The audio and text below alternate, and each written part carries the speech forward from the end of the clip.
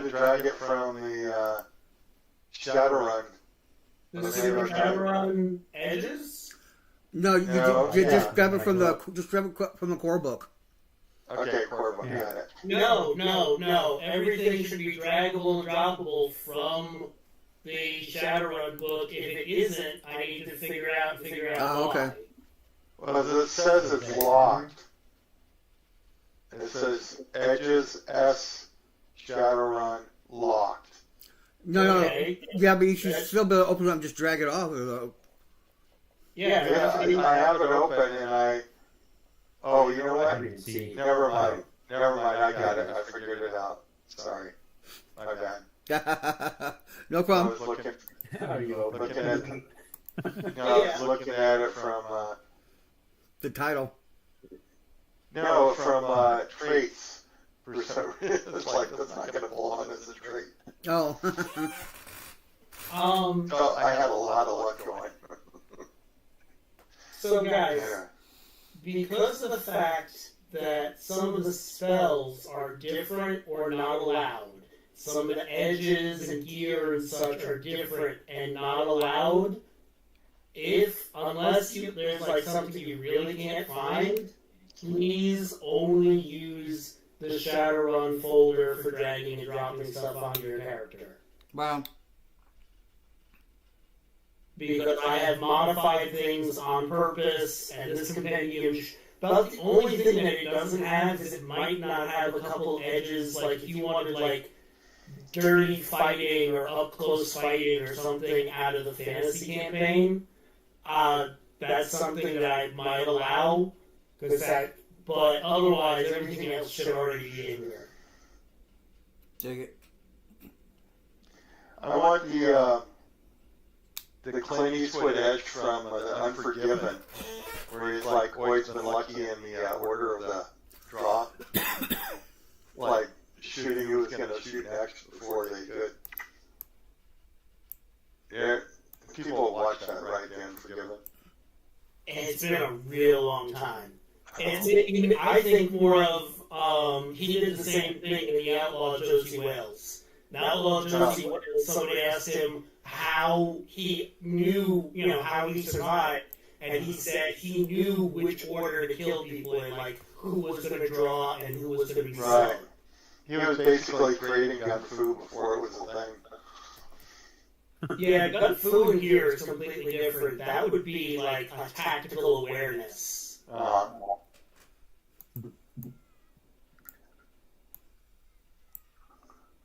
Battle Master. I have a character with Battle Master, but it's part of the reason that I have been like a little out of it and my sleep has been off for the last couple of weeks is I finally got a copy of Baldur's Gate 3 for Christmas, and I've been playing it way too much. And I'm Battle Master. I remember the first day I got Civilization, I just called in sick the next day. I think I got it on a Thursday, called in on Friday. It's like, went in with bleeding eyes on Monday.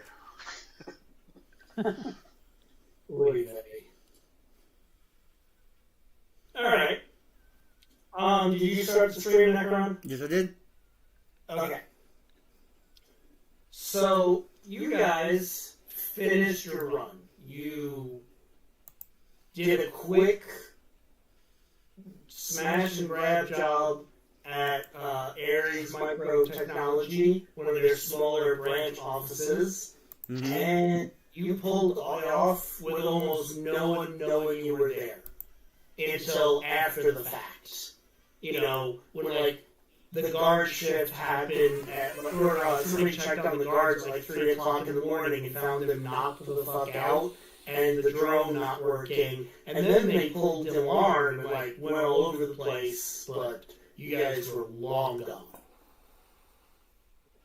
You guys are chilling out about an hour and a half later, and you get a very quick, brief message from Mr. Steelhawk, your employer. All it says is call 206 497-9776, and it gives you a 7-digit code, 4793752. Got it.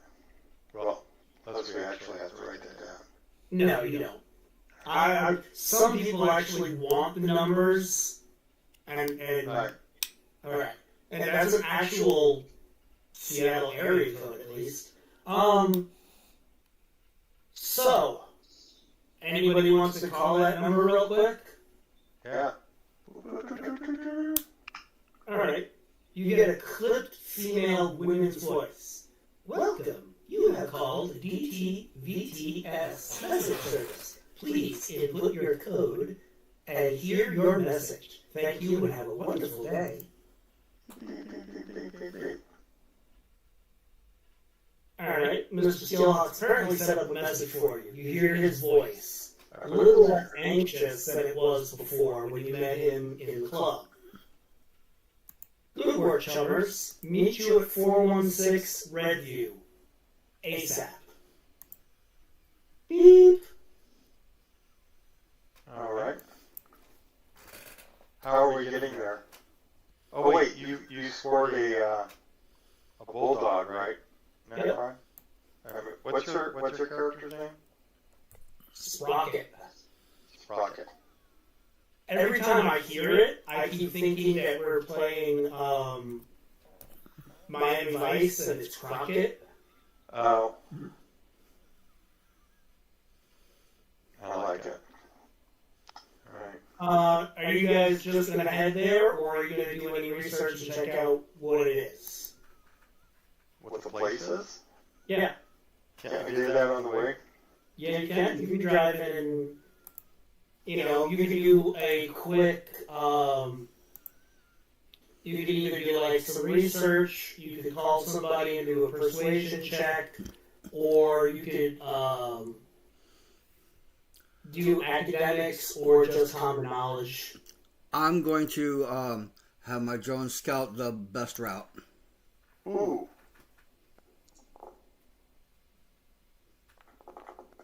Wait, how many times? You didn't need to roll that twice. Oh, did I?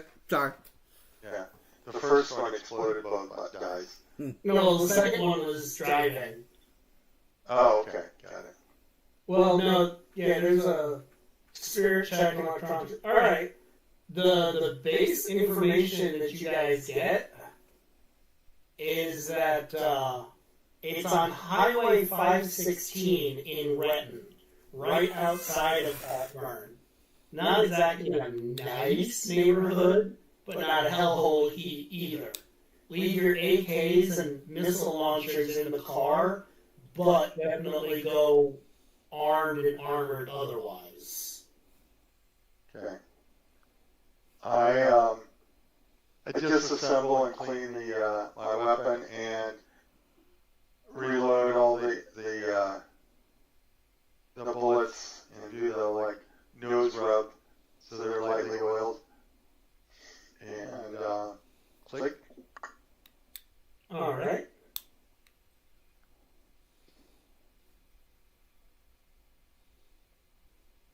Well then. So, I'm just going to give you guys a quick look-see at at what you guys see.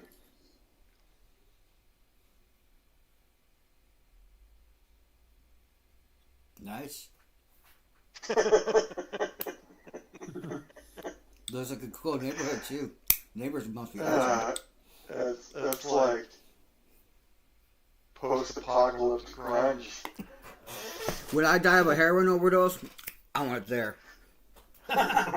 Well, as you guys pull up, Probably just a bad part down. the warehouse looks What was your abandoned. first clue?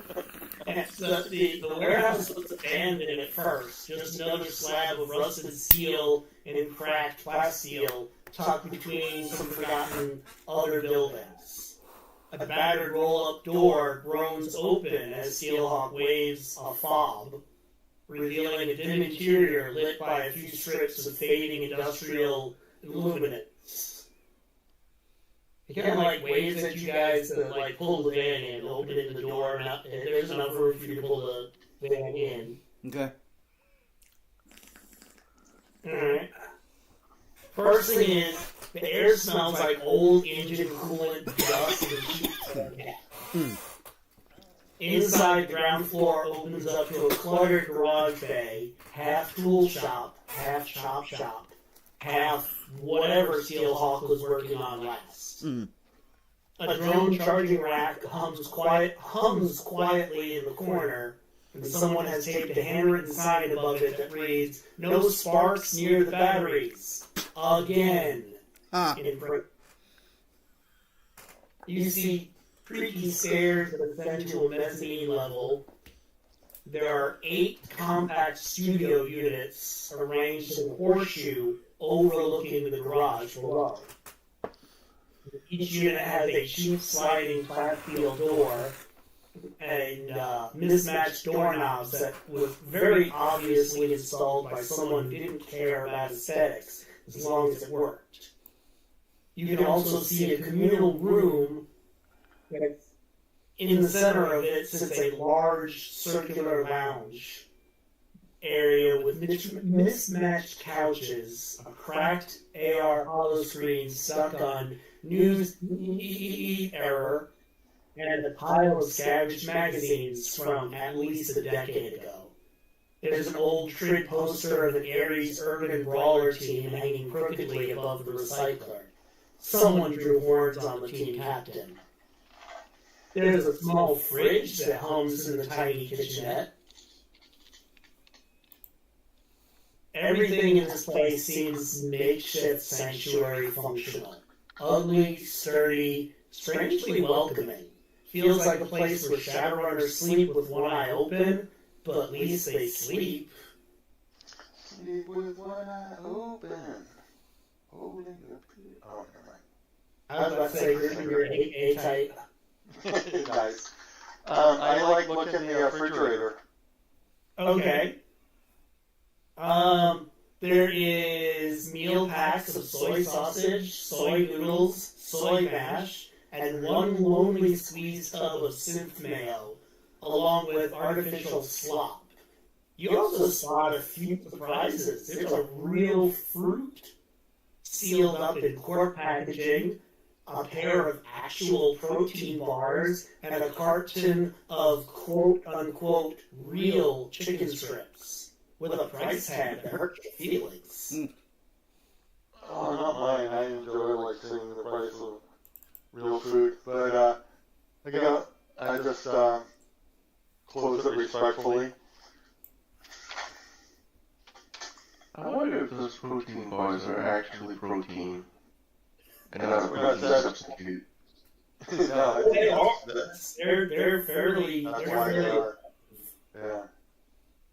So Steelhawk, after you guys get out and look around a little bit, Steelhawk's like, "You got the data chart, right?" Yep. Whiz. Can I see it? Yeah. Go to him. He snatches it and starts visibly relaxing. Seems like years disappear from his face. He smiles and tosses the fob that he opened the door with, and a couple certified press sticks on the central table. Welcome home, or whatever passes for it. You guys can crash here as long as you want. Lay low, keep quiet, eat if you're hungry. Don't touch the panel labeled "Bang" behind Unit 6, unless you really like to explode. He points out the window down the street and says, "Actually, if you go out, go down there. It's, you'll see a place called the Rusty Nail. Go get seen, make some friends. You can gently brag, but don't get cocky. I have some leverage now, and word's out, the contract on me is on pause, at least for now. Ares is afraid of what I might do, and what it might do to direct up their biz. I'll check in when I can, and go get cracking on this." He holds up the shard Then he shoves his hands in his pockets and slips back down the stairs, disappearing into the warehouse shadows and out the back door, as only a nervous Decker can move. Oh. In that case, I'll open up the fridge again and grab the fruit, cut it in fours, or however, I'll just cut it in fours and take a quarter and half a protein bar and leave the other half on the table. Alright, sounds good. There's also, like, in the cabinet, there is the good old-fashioned, just crap synth paste that's basically like soy mush, and there's some flavor packets that you spread on it to make them kind of taste really good. What was that?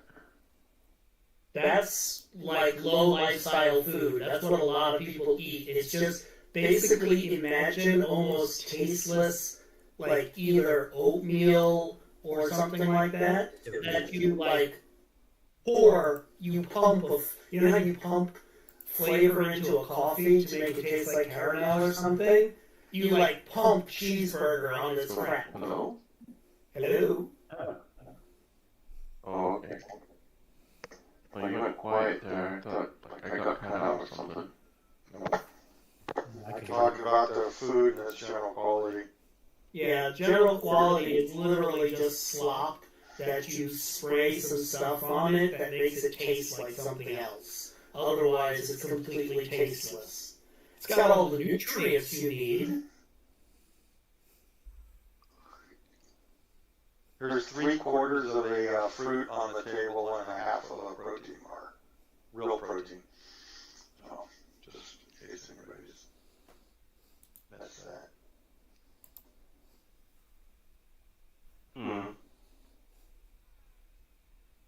Hey, is there roof access? Yeah. Okay. I'm going to... Is there lawn chairs up there? Yeah, there's a couple. And if you saw from the picture, there's like a bunch of old antennas and crazy shit up there. So you could like hook up into shortwave or actually try and watch like old-fashioned TV signals if anybody's broadcasting anything like that. So I'm just looking for drone density and try to identify any working cameras in the Alright. area. Make a notice check for me, please. Okay. Notice. What the hell? Hold on a second. Sorry, I forgot to go.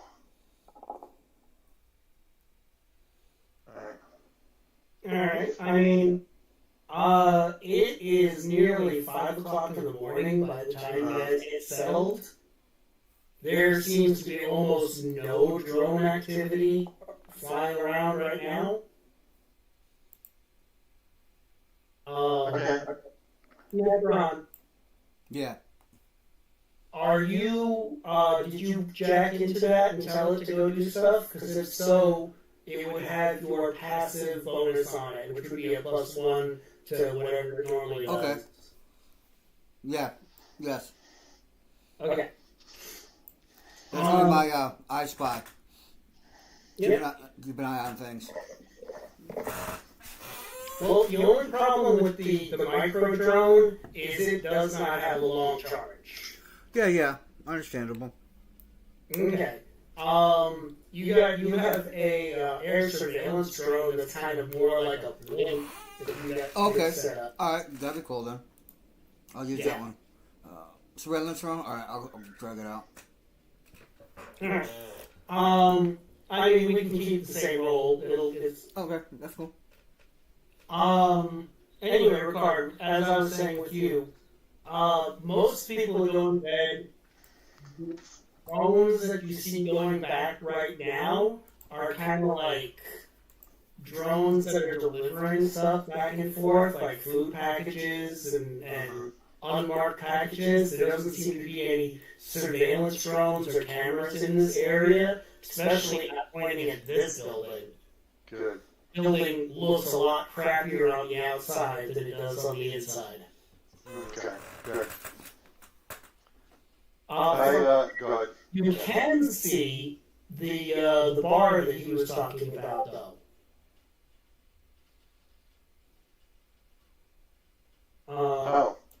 Okay.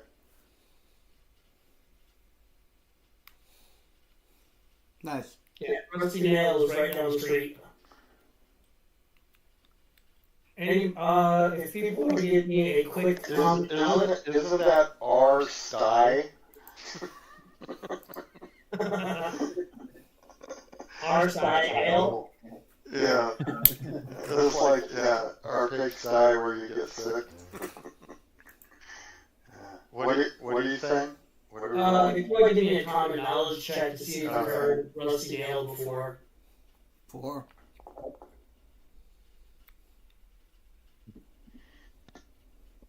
Okay. Common. Nope. Wow. Wait a minute, why is that -4? Wow, what the hell, dude? I better look at my character. Scale. You got something targeted. I think. Oh. I'm accidentally pointing at it and blowing out another letter. Oops. Try that again. Oh. Yeah, there we go, too. Alright. So you guys have heard of the Rusty Nail before. Back in the day, actually used to be, like, a pretty important place, but now it's fallen off. Now it's kind of... all you really know about it is it's kind of known as a neutral grounds. People do dealings and shit there.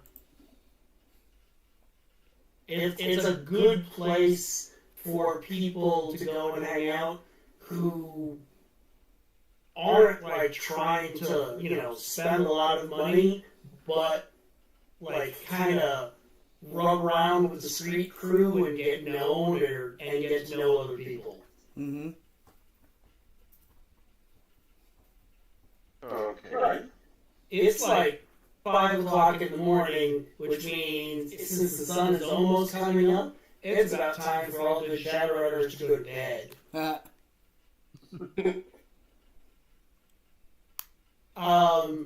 You doing any special precautions before you guys go to sleep or anything? Make sure we lock the doors. Alright. Well, the fob is 2 hours. Yeah, the fob is what lets you get in and out. Where do we live again? The door is permanently locked. It's Auburn. Retton? It's right on, like, the border of Auburn and Retton. Okay. Like I said, it's not a great neighborhood, it's not a bad neighborhood. Actually, I will have, what's his face? John Doe summons a watch ferret to keep a look at you guys while you guys are sleeping. Well, Yeah, definitely something creepy that that's what you do. well, Go ahead. you guys haven't seen Watcher Spirits, have you? Yeah, I guess they are pretty creepy too, aren't they? Yeah. I I mean, don't believe so, no. that's what a Watcher You've Spirit shown some before, yeah. Can you show that on Discord? No, possibly, but I put it on the map. Oh, on the map. Oh. There you go. Oh, that eye? Yeah. Yeah, Okay. but I mean, they're just floating around in the astral plane, so unless you have magic sight, or they manifest, you can't see them. Got it. So yeah, he summons a couple floating eyeballs and has them until the sun goes down, keeping some magical, lookout mixed with you have the drone doing surveillance as well. I want to put down at street level some empty cola cans and stuff to where they might get kicked around if somebody was snooping. Alright, make a stealth check for me and put that down there correctly. Okay. Or thievery, whichever is better for you. Let me see here. I believe stealth is better. Thievery should be the thing. Can we help? Oh, sure. That'd be helpful, yes. Yeah, I mean, if you guys want to do like a notice check or stealth or thievery to aid him. Which is, if you guys are getting paranoid over your safety, you're starting to understand Shadowrun.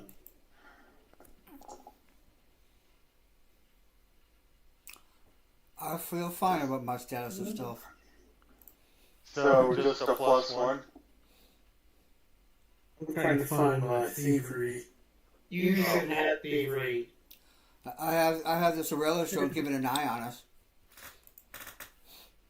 Yeah, I'm saying this is just like as he's setting up the little booby trap. If there's anybody out there, No. Looks like just a +1. Okay, I'll roll, see what happens. Come on, next screen. Actually, Yeah. my I he's a wild card. He can help you. oh yeah, there's a +2 right there. So Okay, you're so that puts it over the top. That's with the raise. Yep. Well, remember, when it's something stealth, it'll just be opposed by somebody else's notice. So the higher you Oh, roll, okay. Yeah, Alright. yeah, that one's a no. so you rolled a 6. +2. Yeah, but it'll bring it up to a 9. Oh, Yeah, okay. +3 bonus all told. No, I added the 1 already. Oh, okay. Yeah, so. Alright. Still, that's not bad at all. That's a good little low tech. Most people wouldn't stop to check for that. Most people will check for surveillance cameras, drones, or spirits. They're No not. tech's better than no tech. Yep. So you got yourself, fairly well covered. If you want, Steve, you could actually summon a sprite to watch over the Matrix right in the node right here. Okay. That sounds like a good idea. I use my signal tracker to make sure there are no rogue signals going through our area. Signal tracker is pretty much specifically Oh, really? you put Okay. on somebody else's vehicle and you use that Oh, to track. okay. Then what's a signal locator? One is the actual signal device, and the other one is the thing that you follow it with. Okay. So a signal tracker is the thing you put on someone that you wish to track, and then you use a signal locator to locate that tracker. Gotcha. All right. Yeah. So Steve, if you want to summon Which a, one is that? I rolled a 5. okay, yeah, you get a small, you get a small sprite. You tell it to watch the node that you're currently in. If anybody, hacks into this node or starts messing with it, if he sees it, he'll let you know. All right. So you got magic, 2 different forms of tech, and a low-grade trap. About the only other thing you guys could do is you guys could sleep in shifts if you want, but otherwise, you guys are pretty good. Yeah. It's like the best security that you can provide for yourself. I take my jacket off and fold it neatly and make it a little pillow. Lean back on a couch. You're not going to go upstairs to one of the actual... There's 8 bedrooms up there, basically. Oh, really? Well, I'll find one. One with a view. Actually, one with a view of not the lights of the city in the background. All right, you have a really, really good view of the alleyway and the trash cans for the Chinese place that's on the next street over. Perfect. At least the neon's not glaring because it's almost morning. Yeah. Is Hunter Drone, is that what you were talking about? It's supposed to be a... You were supposed to have a normal surveillance drone. I might not have actually even made them. I have surveillance drone. I have a surveillance drone right here. Okay, yeah. Well, there are versions of the surveillance drone that are like long-term surveillance. Yeah, where that basically has instead of just running on the fan blades, you can make it pop out basically a balloon on top, and it just kind of floats around. Right. And it'll last for 8 to 12 hours instead of only 2 hours. Cool. Wow. I have a flashback to working in Asia while I'm dreaming. All right. Anybody have any hindrances or anything that seem like would conflict with what's going on, like some enemies or something that might come after you? I've got a minor enemy. I'm watched. And yeah. Okay.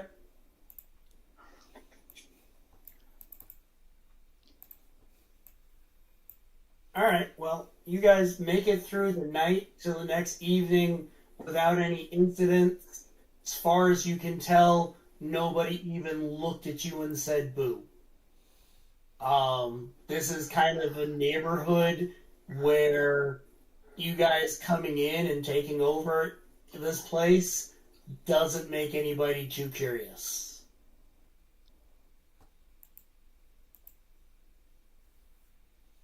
You should get in the habit of not all tromping out at once. Yeah.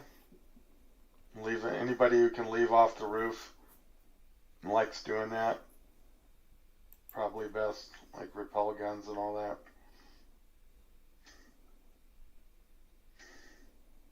All right.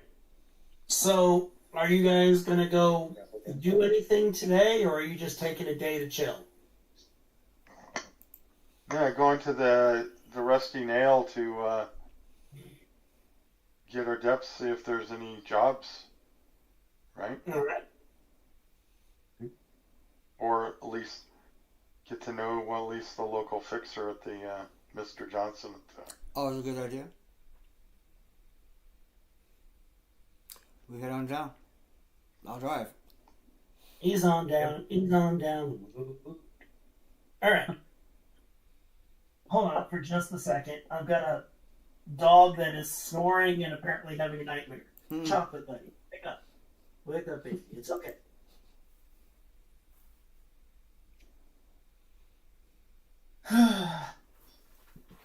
All right. Sorry about that. All right. The Rusty Nail doesn't exactly announce itself politely. You approach down a side street before the door, and, hold on. Damn.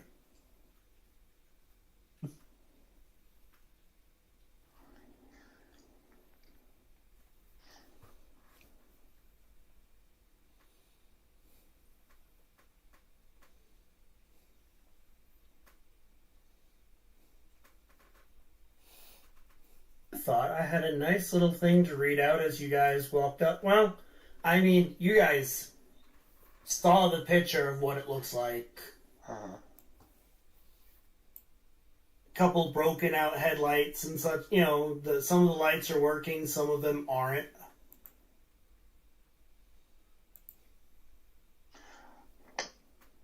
Are the letters that are out due to external physical damage or possibly just need bulb replacement? One looks broken. One looks like it might need the neon replaced. Mm-hmm.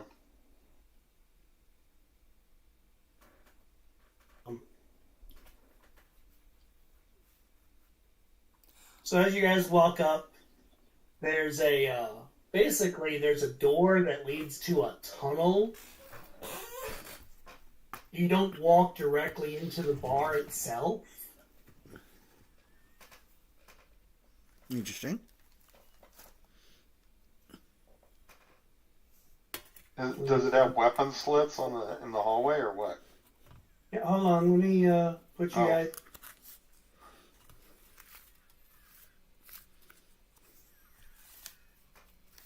Alright. Adrian, Axel, Helix, John Doe, even though he's not here, Knox, and Sprocket. So yeah, this is basically it's a security tunnel. There is a troll bouncer. His shirt literally says, like, security on it. Mm-hmm.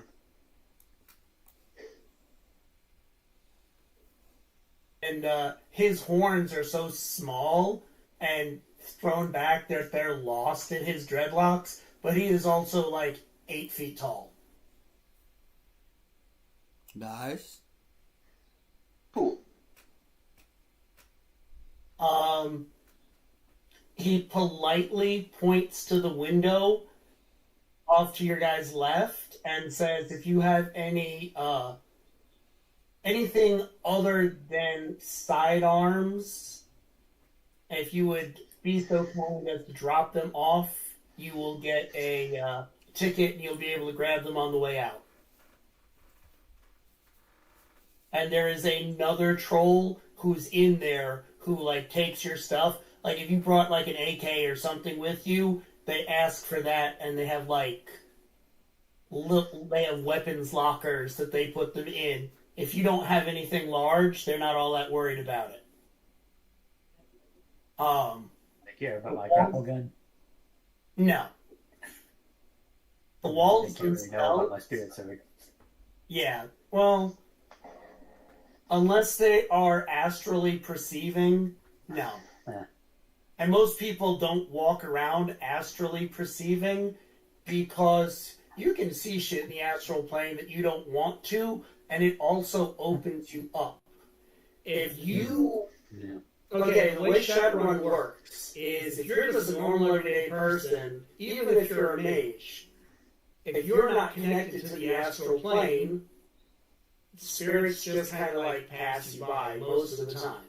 You walk around and you have yourself open to the astral plane, they can see you and you can see them. They start like getting curious and messing with you. And then there's also some spirits in the astral plane that don't want to be seen. But the walls here are layered with old graffiti, peeling AR tags and corporate stickers from brands that no longer exist. A busted scanner panel flickers to life as you step inside, half-heartedly sweeping you before giving up with a small, soft electronic chirp. The tunnel itself smells like ozone, spilled synth beer, and warm metal. Once you give up any larger or excess weapons, there's doors at the end over here. I have one question. Yes, sir. You said peeling AR tags. Yes. That makes it a design choice. Because how do holographic tags peel? Wait, no, I said peeling. Yeah, it does say peeling AR tags. It's supposed to be peeling corporate stickers and like Oh, okay. broken it bags. Stickers, Sorry. cool. No problem. I was just like, my mind caught that one thing. It's like, that does not compute. Alright. The doors at the end are reinforced and scarred. They open with slow hydraulic groans. And then the rusty nail hits you. Sound comes first. Distorted synth rock thumping through speakers that peaked about a decade ago. Then the smell. Fried soy, cheap liquor, and leather jackets, machine oil and sweat. The air is warm and heavy and alive. Neon strips line the ceiling in clashing colors, some flickering, some steady, all reflected in scratched metal tables and dented floor plating. The bar opens wide in front of you. There are booths that line the north wall and the center area. There are cushions sagging from years of use. And lots of graffiti carved into the plastic tabletops.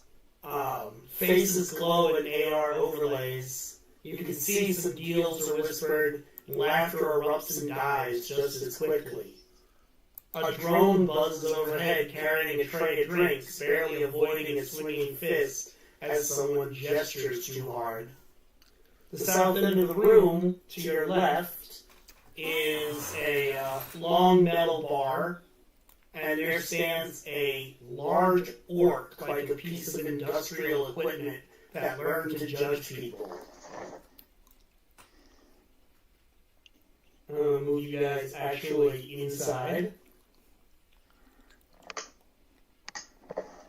As I walk past the troll guard, I put out a hand half court past street. Helix. I'm taking an awful risk, but I just didn't do it anyway. Alright. He kind of nods at you and says bumps. Oh, no problem. I bumped to where I at least take a little bit of stun for my knuckles. No. He pointed at himself. His name is Bumps. Oh, bumps. Okay, and just shake his hand. Yeah. Okay. I'm sure. Is he like a 10 or a 12 strength? Like a 12. Yeah. Risky business. Anyway. He's a gentleman about it. He doesn't try and squeeze your hand, but his hand dwarfs yours. Oh, yeah, of course. Alright. So when you go in, the first guy that you kind of see who sticks out to you is the bartender. Large orc with a dull black cyber arm and eyes sharp enough to cut through smoke and lies.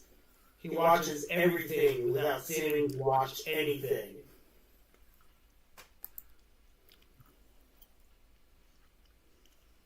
Are those his eyes or cyber eyes? It could be either. It's hard to tell. Okay. Cool. Make a common knowledge check, please. Okay. Just him or everybody? Everybody. This is, for everybody who walked in and saw the, Bartender? yeah.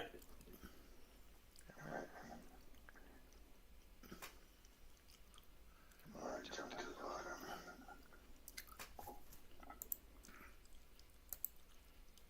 Nope, Knox, this is not your type of hangout. Nor is it yours, Felix. I know. That's what I'm learning. I get it. Doesn't mean I can't be at home. Alright. Axel and Adrian, you kind of actually recognize this guy.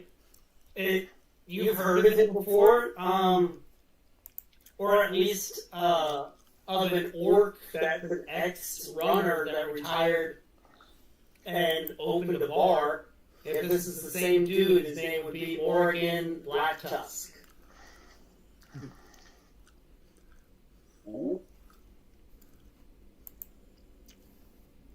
basically one of those overpowered bartenders. Basically, I mean, as you look around, you can feel it in this bar. You've seen places like this before, but rarely. Nobody draws weapons here. Nobody raises their voice for long. And when Morgan looks your way, conversations nearby shift just a little quieter. He's like, almost think of a really, really big, mean-looking librarian telling you to be quiet when you were a kid. Mm. But we have loud music going, right? Yeah, there's a lot of music going, but like if people start to like be too loud and stupid, he would probably Yeah. I have my hearing on full damp, select, amplify, and Alright. my vision is low light and flare damping, so. okay. You guys can tell something. What the heck is that?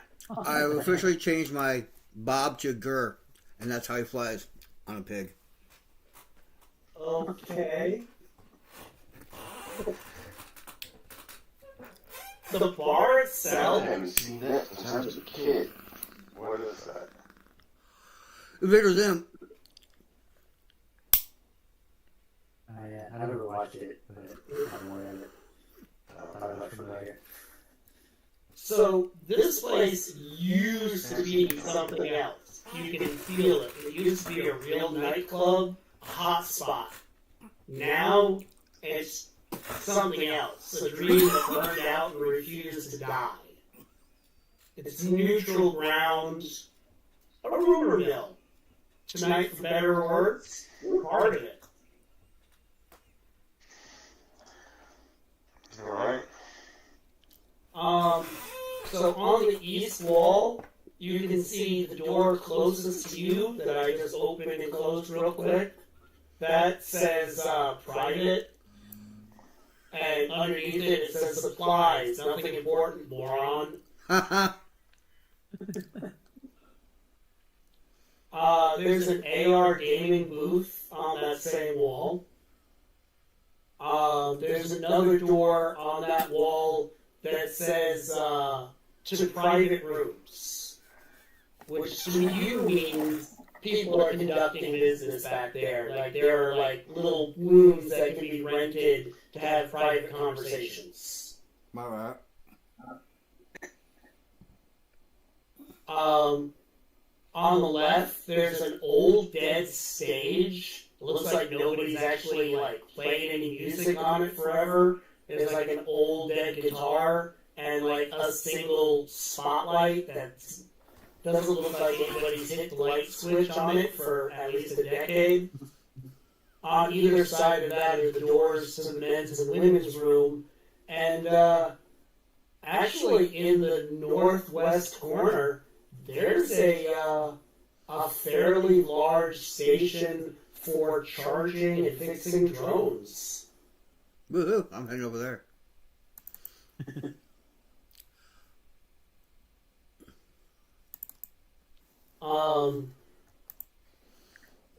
Can I get a notice check from people, please, real quick? Alrighty.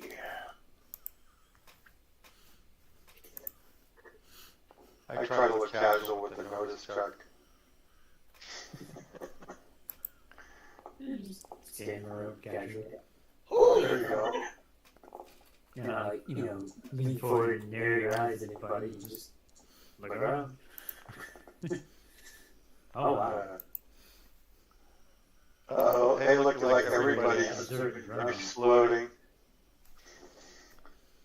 So everybody got a razor better. Well, almost I'm everybody. here for it. I'm trying to find notice.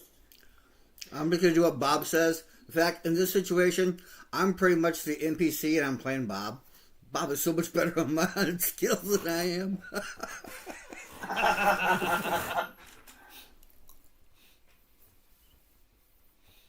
You can't find notice in your HUD? Yeah, no. Oh, there it is. Hiding. Alphabetical. Good roll, though. Yeah, so see? you're like better ratings at least.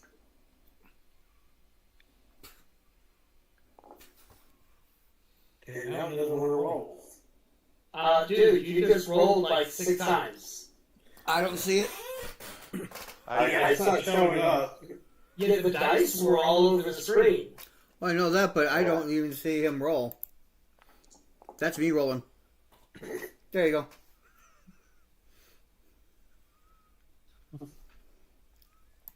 Yeah. All right, what do we notice? Well, there's a couple people who stick out to you. There's a nervous-looking, but not like, okay, there's someone who looks like they're perpetually nervous. That's another decker that's standing up at the bar. There's a somebody that reads, like, even from a mile away, magic and talismonger, kind of like at one of the booths closer to where the stage is. There is somebody who sticks out as being Yakuza in the left corner, the booth closest to where the drone stuff is. And there's a 4-person Shadowrun team closest to where the AR gaming system is. I don't think exactly. Looks like an Orc Street Samurai, a Dwarf Street Samurai, a Decker, and a Mage.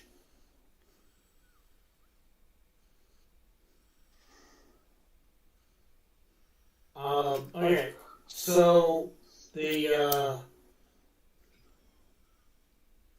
Decker who's kind of nervous, who looks like he's hanging out by is over here.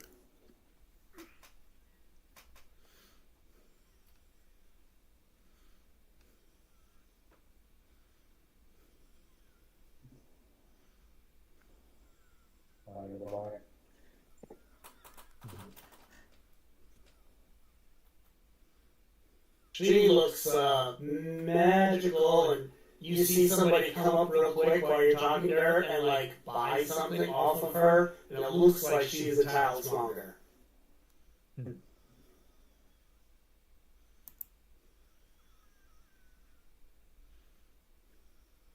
This guy kind of sticks out a little bit because he's a little overdressed for this place. Oh, nice. Yeah. I'm not Yakuza, I swear.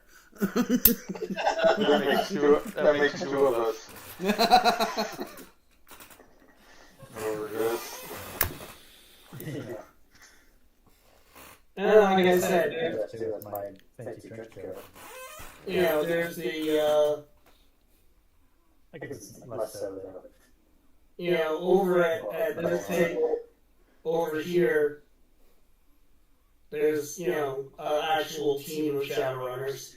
Alright, so what are you guys doing? Like I said, you guys walk in. This all happens in a couple seconds. This isn't like you're standing there walking. This is like you walk in and do a quick peek around because you're a professional and you get the lay of the land. The Morgan kind of looks and, you know, gives you guys like a quick, very neutral nod. So what are you guys doing? Sprout, you said you're like tailing it over to the drone area? Yep. Alright. I'm getting a real beer. Or no, not a real beer, a real wine if possible. Unless it's going to cost a roll arm and a leg. Yeah, that would... it would also be, like, flashy. They have... Yeah, this is a place where if you order real alcohol, not synth alcohol, you're a little bit too rich to be here.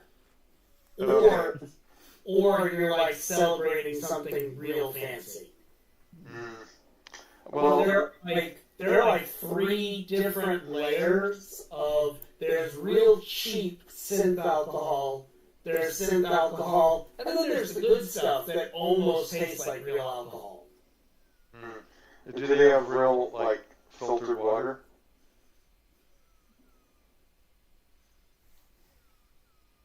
The only filtered water they have is when they put it in somebody's drink. And somebody asks for like a scotch and water or something like that. Okay. Yeah, that's what I'll do. Okay. And whatever the tokens the machine takes, unless it's just breadstick. Certified breadstick. Okay. Works. I'll just, Hey, GM, oh, sorry. Oh, go ahead. I was just thinking about that Alice Monger girl. Like, is she actually, like, do I know her from some circles, or is it just... Make a common knowledge check. Or if you really want to, you can roll your, you could roll street cred, but that kind of uses it up.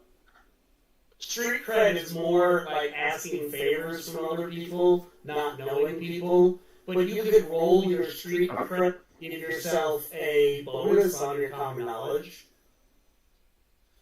Just see if I know her. You know that there's an elven talismonger in the neighborhood. You don't really know her per se. Alright, fair enough. She's, pretty fair, and she doesn't have a shop. She just works out of some bar down in that neighborhood. So you're assuming that's her. That's fair. But I'm gonna try and talk to her, see if, like, she's got anything good to sell. Alright. I mean, it depends. What are you looking for?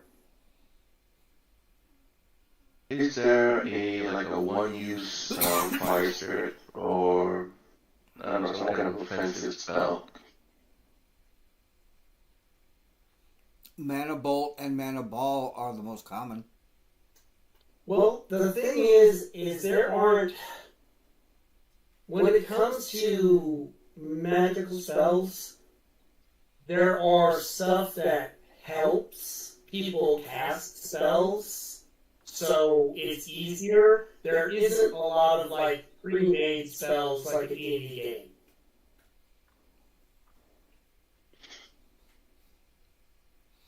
I thought there was. I mean, like you can buy them to like learn them, like especially for mages and stuff like that.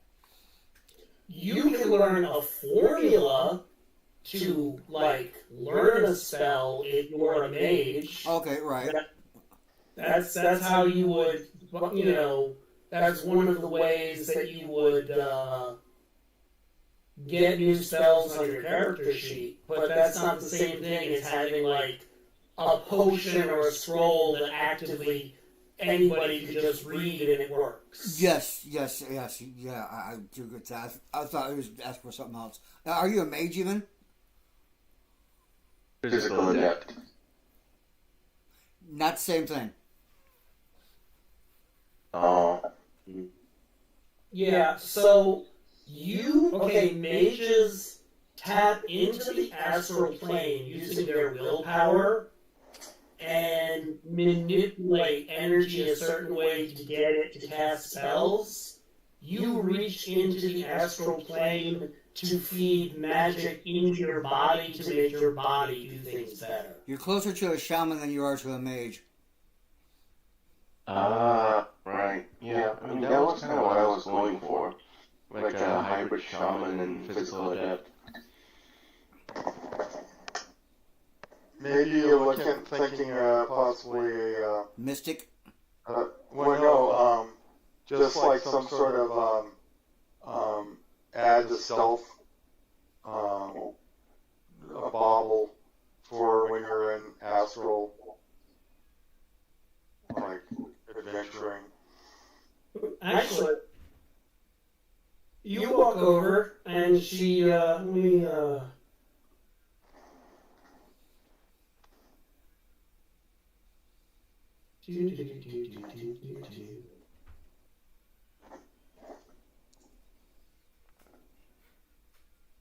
Alright.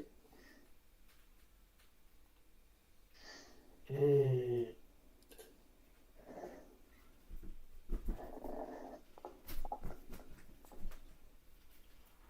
she kind of looks you up and down, and she says, lately you've been having some unexplained luck on your side, haven't you? Well, I just sacrificed a lot of halflings. No, she's talking to Axel. Axel. Yep. Axel just kind of looks at me and says, "Oh, being luck's about all I can have in this kind of job, you know what I mean?" She goes, yeah, but sometimes when it's luck and it runs out. Sometimes luck is somebody else being interested in you and helping out a little bit. Axel, do you have any? No, you don't have any occult. Never mind. Make a common knowledge roll at a -2. Ready?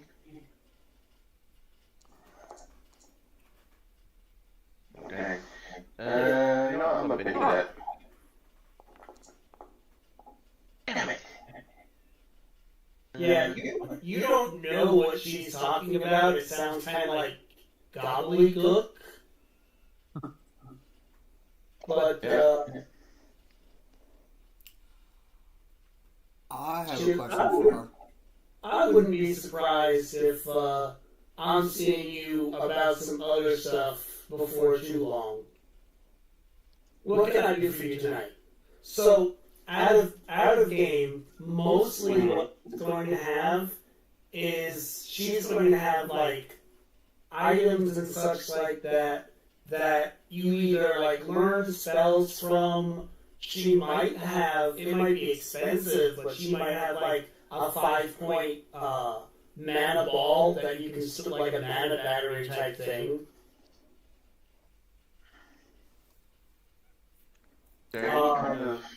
Sometimes magical items and such like that. But if you were to buy like a magic weapon or something like that, you still have to attune yourself to it, which would be when you become seasoned and you get more augmentation points.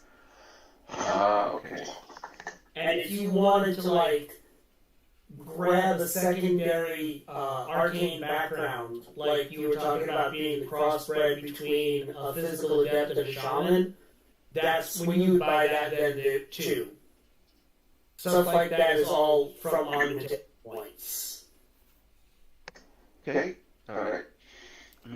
I have a question. Let's start that. Go on. Yeah. Does she have anything in her gree bag that I could use as like grenade stuffing to have a way for my Bob to hurt spirits and such?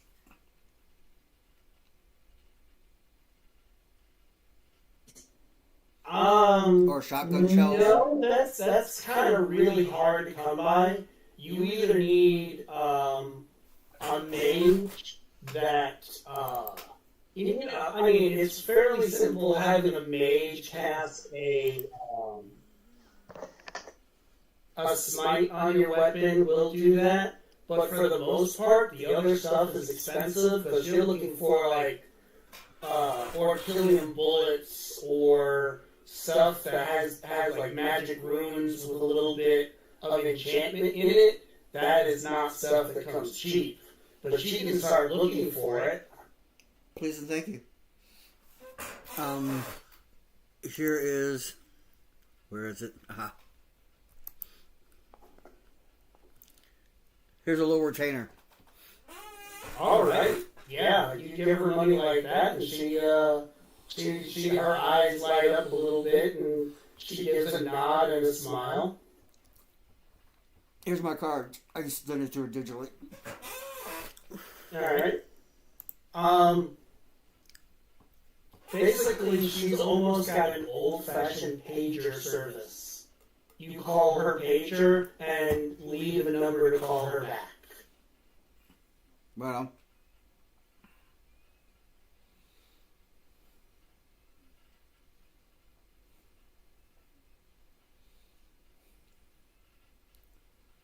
Are we here to meet a fixer tonight? No, you're just here to like mingle a little bit and or networking.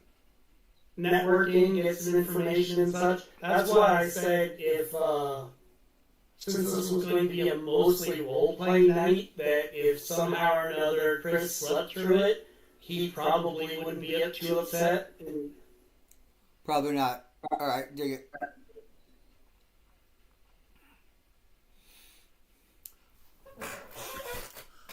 All right, so Steve, what are you doing? Wow, actually, I hope this girl kind of looks familiar to me too. Who? The child smonger? Yep. All right. Oh I yeah. roll notice or common knowledge. Common knowledge, yeah. Or I mean, I don't think you have a cult. Point of order, real quick. Did you say that those who had gotten the backstory or whatever for their characters get an extra Benny? Yeah, that was the giving you the luck edge. Okay. Yeah. If you get that is. Okay. That's the easiest way to remember to get the extra Benny. It should, like, when you reset, automatically give it to you free. I'm different, so I was have to give my own for my character, so I was just making sure. Yeah. So, nah, that would be common knowledge at -2.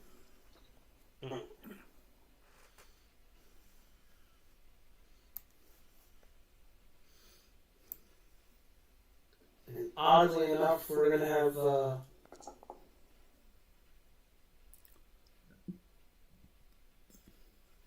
See, I don't know why it's not popping up for you, but you just rolled a 5. Yeah, it's not popping up for me, but okay. You might have to hit F5 and refresh. Yeah, I saw that 5. So. Also, sometimes it helps to clear the chat log.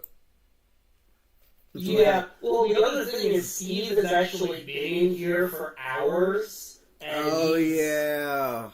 And he's been rolling dice a bunch and such like that. So sometimes you just need to refresh because it gets clogged up. You might need to just disconnect for like a second and then reconnect. Just the thing, yeah. Not Discord, nothing. Just the game, real quick. Just so it recognizes a new connection. We might just be experiencing a memory hole or something like that. They just haven't patched out yet.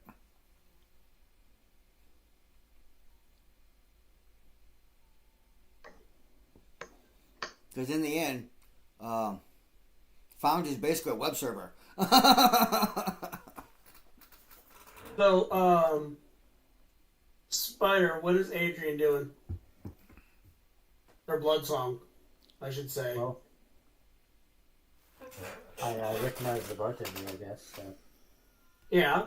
What? Oh yeah, he's a old or a former or whatever. He was a street samurai. He's an ex-Shadowrunner. Yeah, I get the lucky edge. Woo!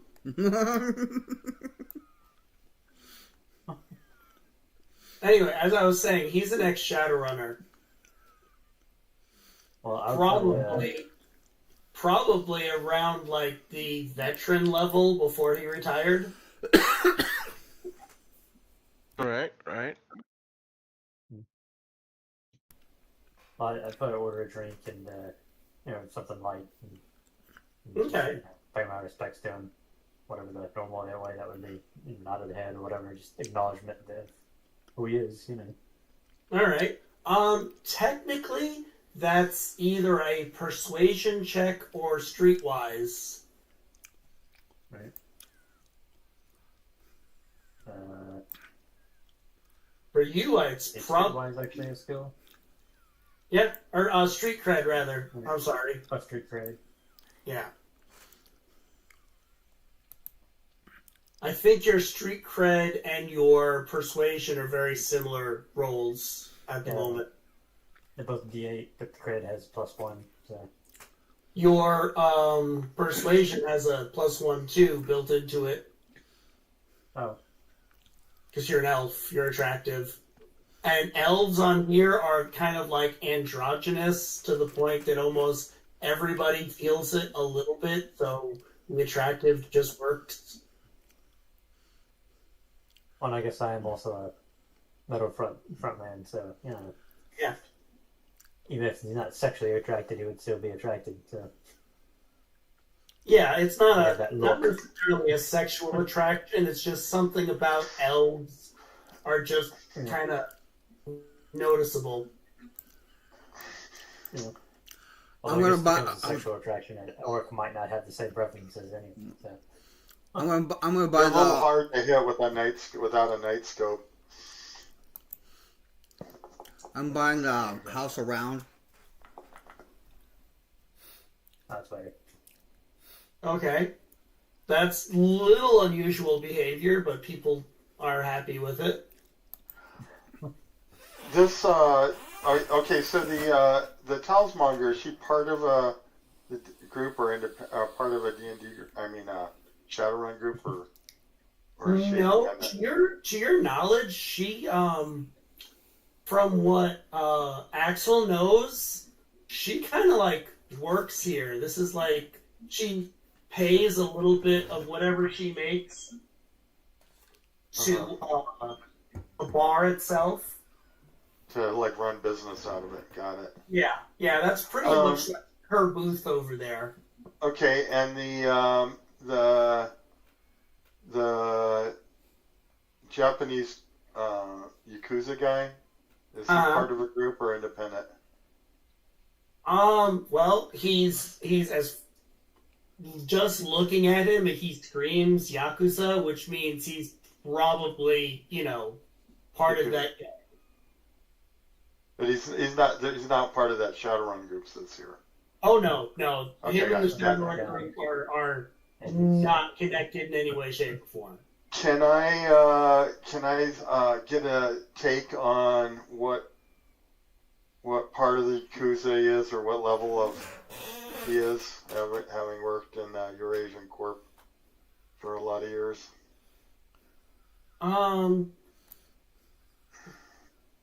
Give me a second. Oh. I'm gonna look at your sheet real quick and see what skill you have that would make the most sense with that. Sure. That would probably be your street cred. Yeah. Okay. Okay. So,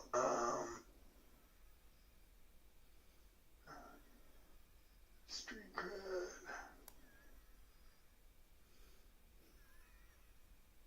By the way, hi Zeth. We're not ignoring you. You are in the bar with them. Yeah, I got it. That's 11. Okay.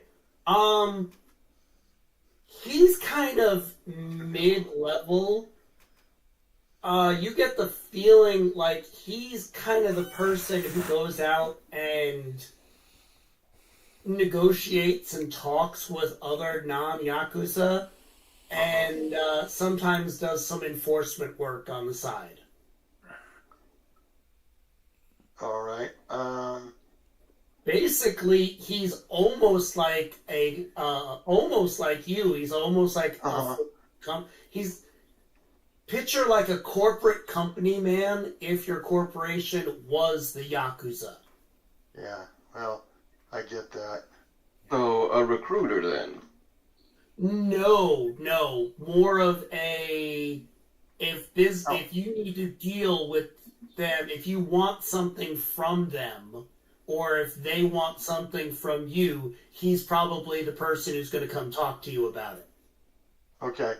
I in Japanese I approach him and basically honorable stranger.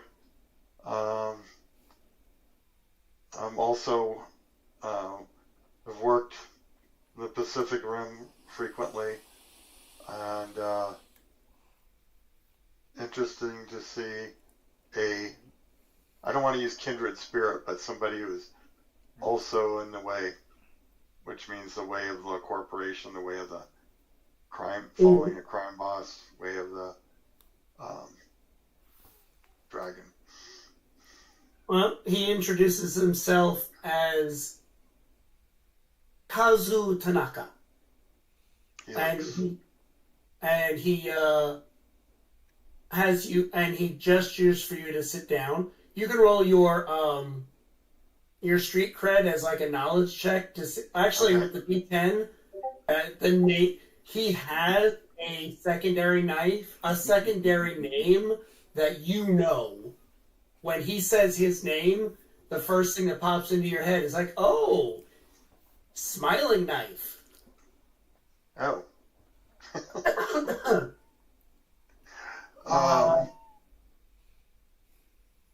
We're talking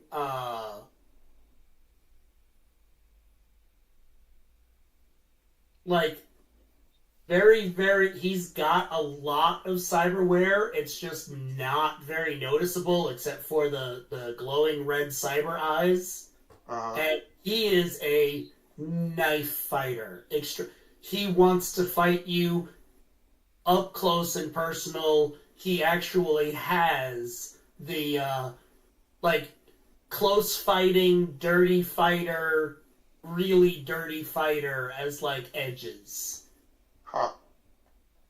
Interesting. I'll just be looking for tells about like he's getting bored or anything, but I don't really have any other business here. I'll just talk with him, bring up like futures and commodities that are and where they're going on the Pacific Rim, and allude to some criminal stuff.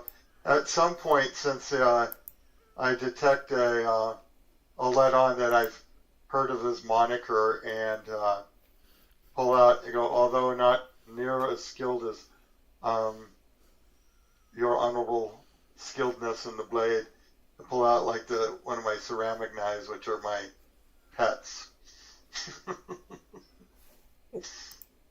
And unseeable by whatever it is, what ultrasound, because glass is millimeter wave immune. Ooh.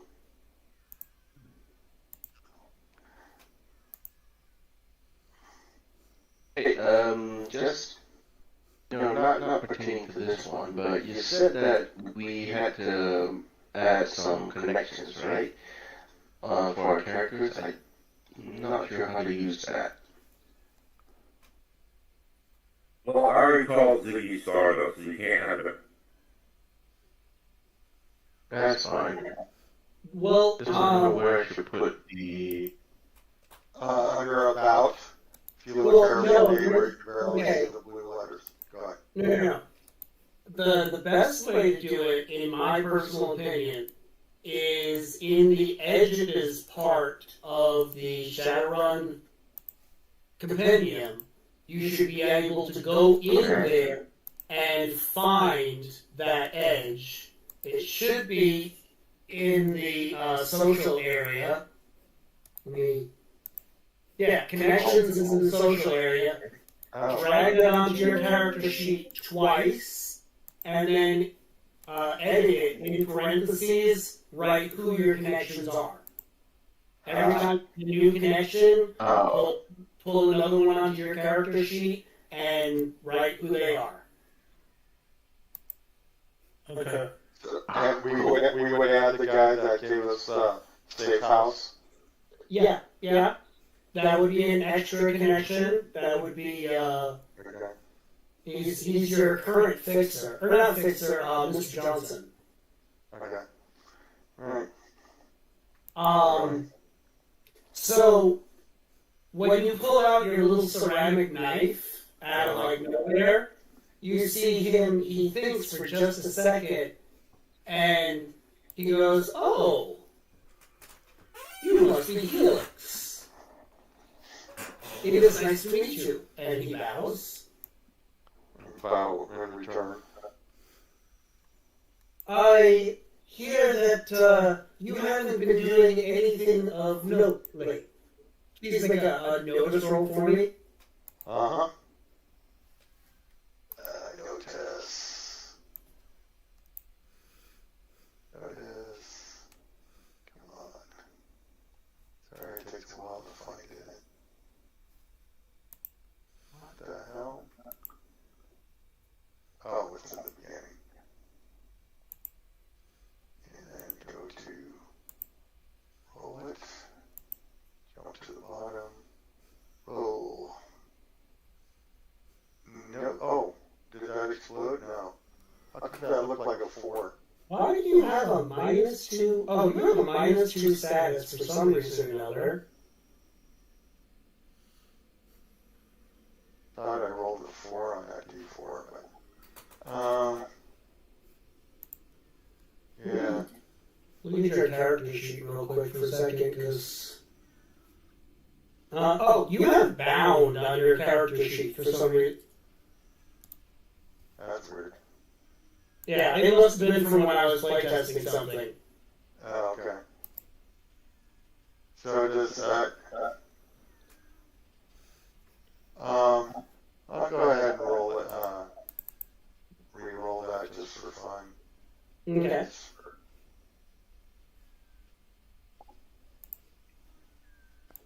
Yeah. Nope. Okay. The magical E4s are not working for you tonight. Alright. He does actually say, let me see. He does look at you and casually mentions that should you decide to go over by, he gives a area that's a dock area. He goes, you might want to be careful as conflicting interests might occur. If you'll excuse me, I have to make a call. Okay. Alright.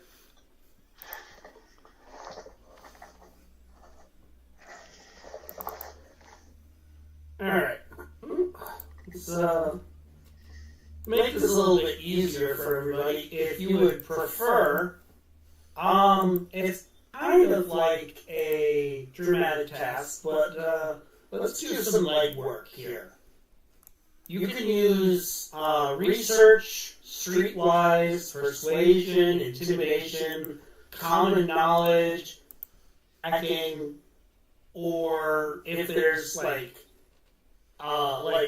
for you, Axel, if you want, you can just like try and use your stealth to like walk up on people and say like you're listening to them where they can't notice you, they don't notice that you're actually listening or something like that. But I'd like everybody to give me a role pertaining to some legwork. I can use that movement, right? What was that, Chris? I'm doing the street cred. I call it boots because I have the temporary race to it. Yeah.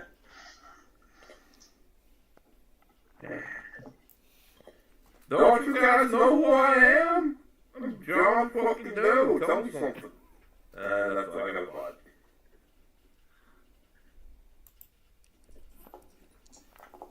I would also do street cred. See if people recognize me. It is Hey!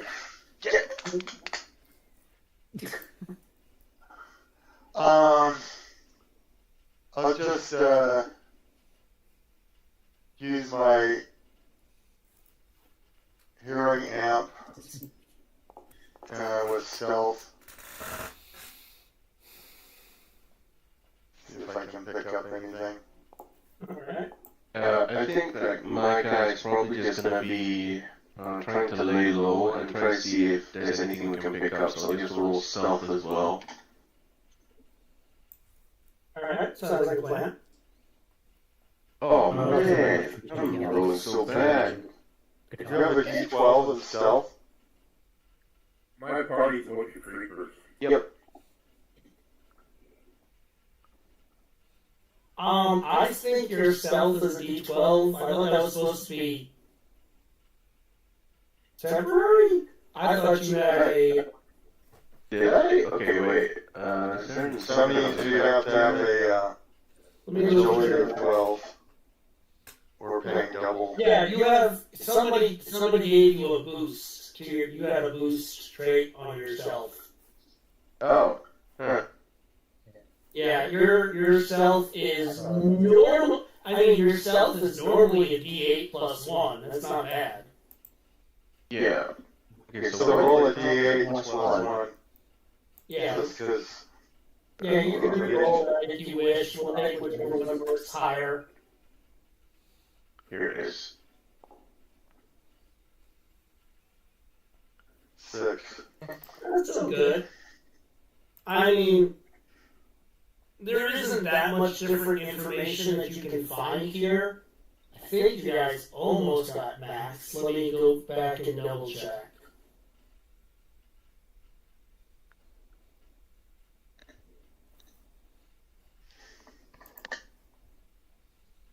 You got most of it.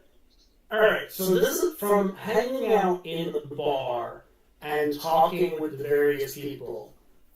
I'm assuming that you guys aren't super bragging, except for the, you guys aren't doing anything to act like rich and stupid, except for that one thing where you guys,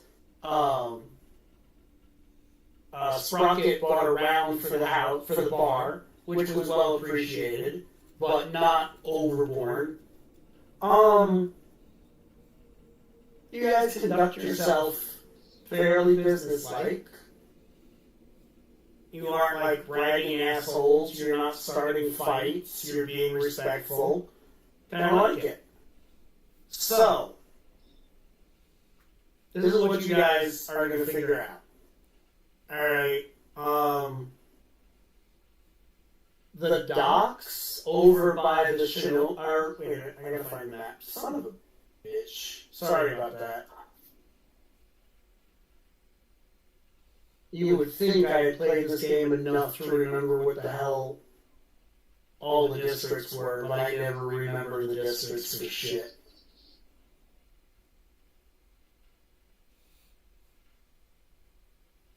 Okay. The docks right fairly close to here. The Bellevue docks. No, I'm sorry. The Tacoma docks. There's some stuff going on down there that is not right. Ships aren't docking when they're supposed to. Crews are getting swapped last minute.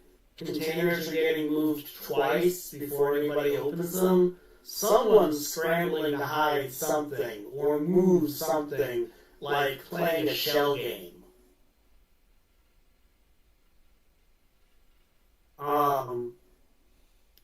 You guys hear that the Yakuza itself has been watching those same docks closely. That's the message I got from Smiling Act. Well, it got reinforced with other people too, yeah. Yeah, I got it.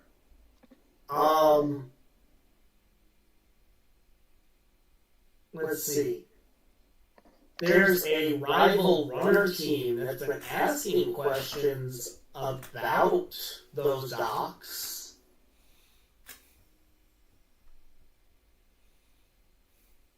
Corporate security rotations are weird over there too. Extra guards on empty piers, none where the action is. Someone high up wants eyes off of a specific area.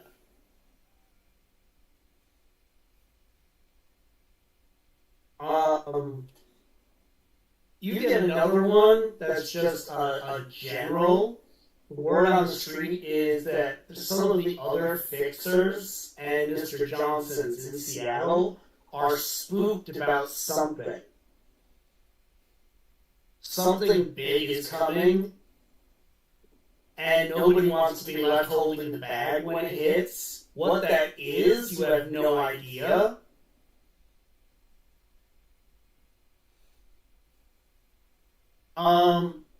But most of the stuff that comes to the other thing that you guys are hearing is something weird, magical, is also going on down by the Tacoma docks. Like, not even just like normal, like, it's not insect shaman stuff, it's not blood magic, it's not toxic. It's something else that nobody's encountered before. And it's causing some glitches in the Matrix and the AR in that area.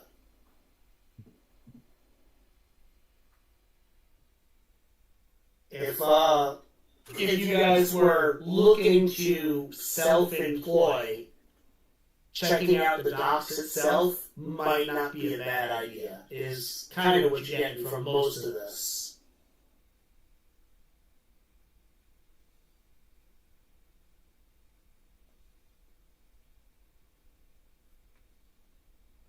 Did the Yakuza guy leave the building to take his call? No, he just, he set out a very obvious and very expensive looking white noise generator and kind of put it in a bubble. And then, like, put it near, like, you could see him go to his wrist phone and take a little earpiece out of it and stick it in his ear, and he's talking to somebody on his wrist phone. The way he's talking is sub-vocal, though. You can see that, like, his jaw is moving, but his lips aren't actually opening. Right, he's doing us, yeah. He's got a throat mic or something. Yeah. Oh, he's doing that alien thing. Well, he's probably got some sort of cyber communications device. There you go. That he's transmitting. So it makes it impossible to read his lips to see what he's saying. Mm-hmm.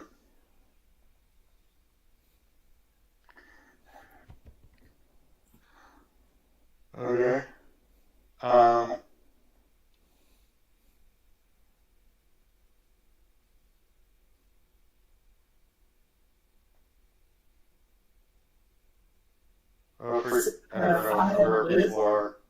I have a list of possible complications here that I'm going through to see if you guys triggered anything.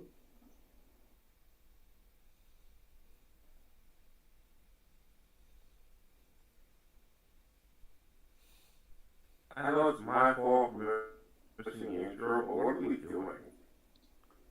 Alright, so, you guys are heading, okay.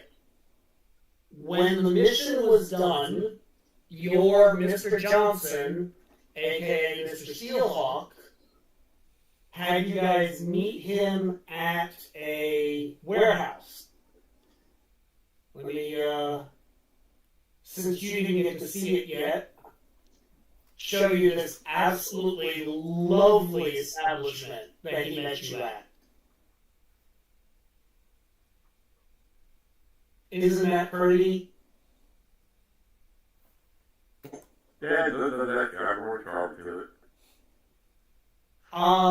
Basically, when you got there, he was standing in where the roll-down doors were, and he had a key fob, and he had opened it and let you guys in. He got the information shard for you guys, and threw you guys some credit sticks, and gave you the key fob and told you guys to flop here for as long as you wanted to kind of keep it low profile unless you want to go down to the Rusty Nail, which is the bar that you're currently in, because that's a place, it's a good place for low to mid-level street people to meet and conduct business.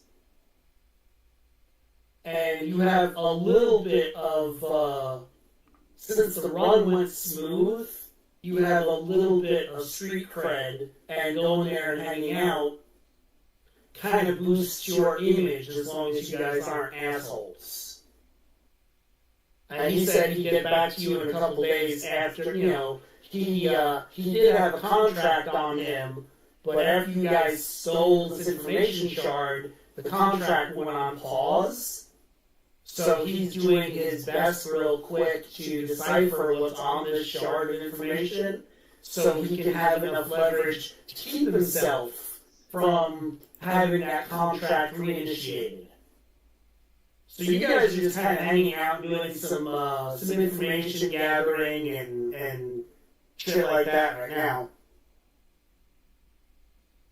Can I check the local job board to see folks for hire? Well, the guy who's currently employing you kind of asked you not to.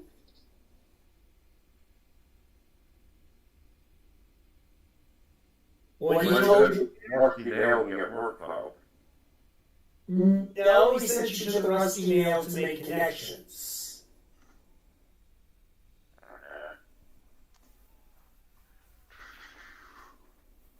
I mean, hey, the flop house might not look like much, but there was actually some actual real food in there. There was like 2 real soy bars and some fruit. Ah, nice fruit.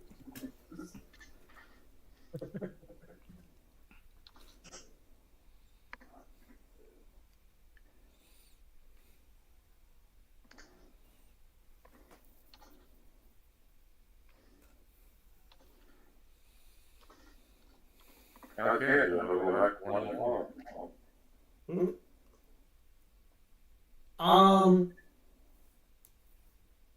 So the other thing that you guys learned, which is kind of obnoxious, is the other Shadowrun team that seems to be looking at what's going on down on the docks. They're here at the Rusty Nail too. Is that them over there? No, they're actually in the back room talking to somebody else. Ah, alright.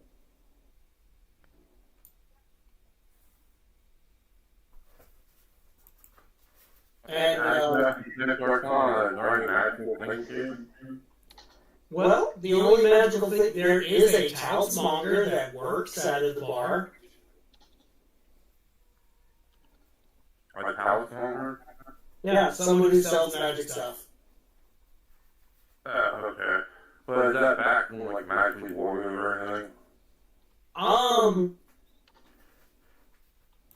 Well, you have to go astral and go check it out. Not doing that. Alright?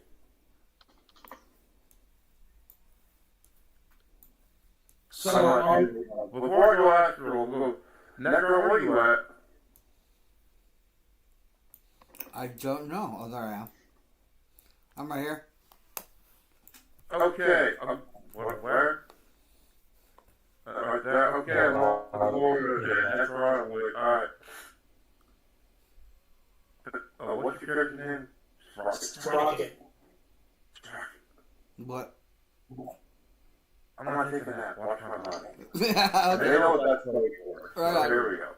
I'm not sitting in the booth right here, and it looks like I just like I drink a beer. It sounds like I'm slumped over a bit. Here we go. Bam. Go back. Do I need to roll for that, or it just happens? You have to, basically it spends a point of mana and you go astral projection. You, physically leave your body and can move around. And yeah, you can get through the walls here. It seems to you like in the astral plane, if something is there for a certain amount of time, it creates an astral presence in both the astral plane and the physical plane. So if, like, there's been a booth, like the booth that you've been sitting in, has been there for 10 years, it's there in the astral plane.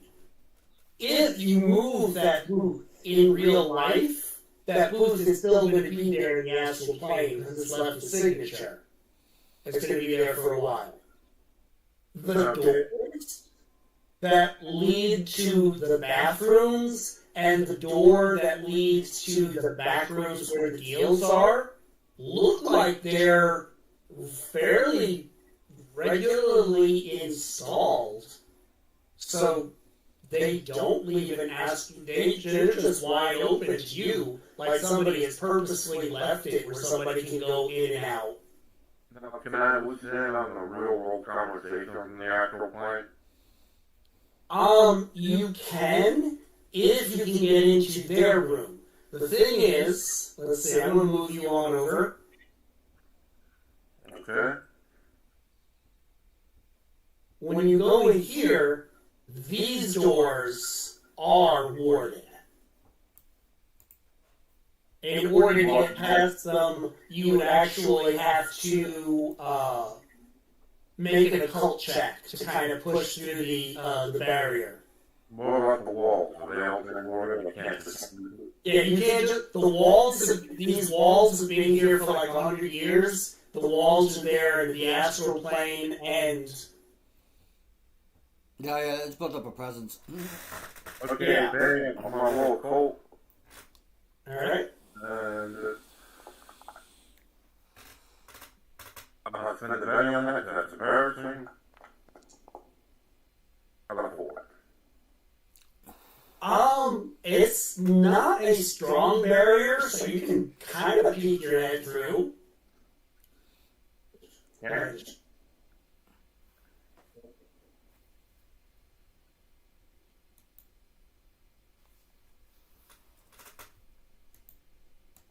Alright, so what you see there is there's a... I need you to make an occult check for me, please. Another one. That's how you sense people. Oh, snap.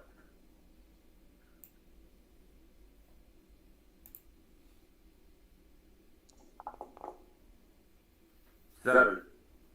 Not bad at all. Alright, judging by their gear, there are 2 street samurais, somebody that you're pretty certain is a decker, and there's another mage sitting in that room. They're in the middle talking to somebody, and then there's another guy who has, oddly enough, he has no magical presence, and he has no visible cyberware, which make you think that he is shielded so you can't read his aura. Which means he's either a mage or somebody has put something on him who shields his aura. So I can assume he's a mix of Johnson, so they're trying to make it look he can't be right. Yep. So... yeah. So on the astral plane, he looks a little different and a little younger, because your astral self looks different, but it's almost like going into the Matrix. How your Matrix self looks a little nicer and crisper than your real life self. Is that Samuel L. Jackson? And Samuel, I'm like, oh shit, that's right, I got the Samuel Jackson room. You got slaves to Decker. What is this, the black people room? All those guys are black in here, except like one. Well, Really, no? Okay. she's definitely not black. She's the troll street samurai in there. She's like the minority of she's black minority, that's what Troll is. Okay, I guess I'll say something like that. Like, You Troll's racist like bastard. minority. Right, well, that's the thing. Nobody cares. Okay, unless you're like somebody who's Yakuza, somebody who is a Poly Club member, or somebody who is a triad that, like, their race actually means something to them. Nobody cares whether or not you're Spanish or black or white anymore, because that motherfucker over there is 8 foot tall and has horns. Oh yes, Trolls unifying all the races and their bigotry against them. Okay, what's in what they're doing, or is the main thing? There's a kind of cute orc. Yeah, she is. You. I did it. But Hey, I'm like, here you for work. it. I'm here to do that game. I'm going to take you yours.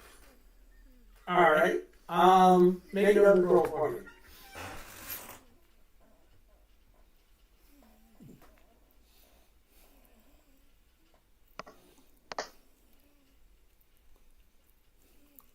Oh. Here we go. And here I give my prayer to the dice gods, Lord Jesus. I sacrifice 2 halflings. Oh, wasn't enough. Here's a Betty and another 3 halflings. There we go. There we go! 5 is the magic number that I gave. Oh, that's what mage looks like. Nice. Oh, nice, you did. She a dronomancer too? Got a lot of drones in the picture. Just because there are drones in the background, you don't have to be a dronomancer to have drones. Okay. Alright. Yeah, it's the difference between the store-bought and the actual custom guy that actually built his own machine. Yeah. So, either that or there could be a rigger somewhere in the background that just has the drone with her, and the rigger hiding somewhere else. Imagine that. Somebody sending a drone to go do their dirty work because they don't want to be there physically. That's why I got the black guy.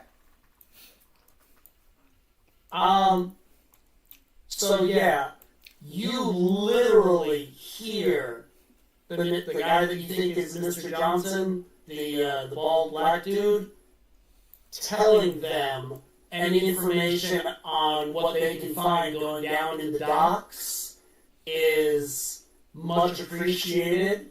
The more information, don't try and snatch anything, just do an information run and find out what the hell is going on there, why everybody is so jumpy, and be careful of Helix's crew.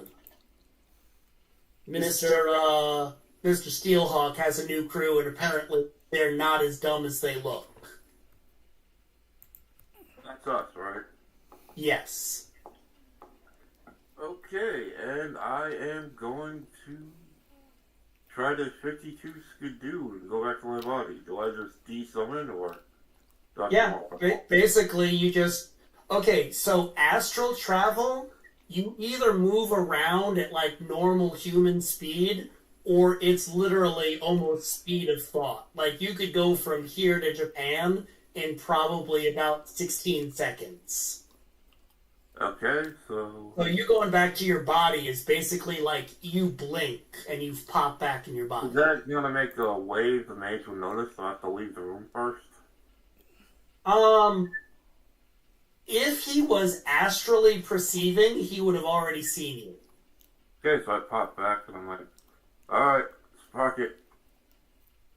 Yeah. They have another crew. Oh, Samuel L. Jackson's in the back room. And he sent out another crew to go down to the docks, and they're trying to gather information and not snatch stuff. And so they said, look, but don't take anything. And they told us to be wary of Steelhawk's crew. I guess that's us. Because I know it's not that sorry motherfucker at table 3. That guy right there is the sorry motherfucker, but yeah. But yeah, us, so...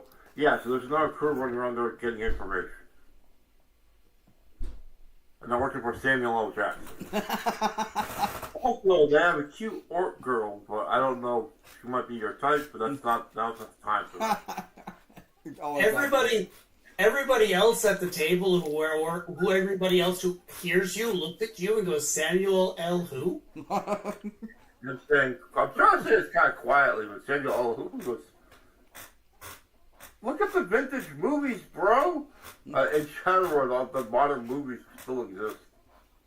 I mean, Morpheus. something watched today would probably be like vintage films in Shadowrun. Yeah, I mean, it's 2070. Yeah, it's 2075. Yeah, I mean, yeah, so it's 50 years.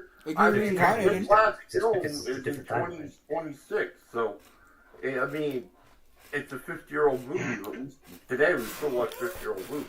Plus, would you stand in the way of Samuel L. Jackson reincarnating? Would you do that? That would be awesome. If Samuel L. Samuel, Jackson shows up, he might show up his mace window. if Samuel L. Jackson shows up in Shadowrun, he's either a dragon or some sort of physical adept, and you guys screwed. Whoa. We don't want to fight the guy. We want to be friends with him and make him a contact. Those You people see are not who fighting they are, the legendary Samuel L. Jackson. Why would we fight somebody in our crew? Samuel L. Jackson isn't in your crew. The I guy that wish. he's calling Samuel L. Jackson is the rival Mr. Johnson. Yeah, he's the rival Mr. Well, we're not Johnson. gonna He's fight the Mr. Johnson. He looks like a young, well, Morpheus. old Samuel L. Jackson. But he's very. I mean, I was gonna say. he's bald. He's black. He has the beard. If you need something more up to date, Spider, think Aiden Winning. I know Samuel L. Jackson. Okay. But you better not have any motherfucking snakes on his motherfucking plane. That was a good movie, though. I haven't seen that one. It actually is good, man. I'm I've seen lots serious. of movies. You wouldn't think, but it is. He makes the movie. He always does. Yeah, it's funny as hell. It's so dumb. Thank God for PlayStation.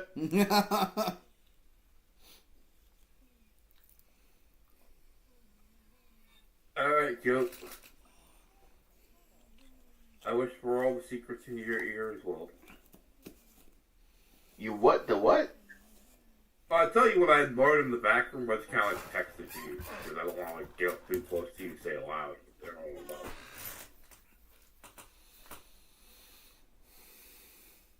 And, Well, you're gonna keep hearing, you're illiterate. yeah, Seth, make a notice roll, please. Pretty much. Oh no, they're on those guys. You might need to get out of here. I sense a disturbance in the force.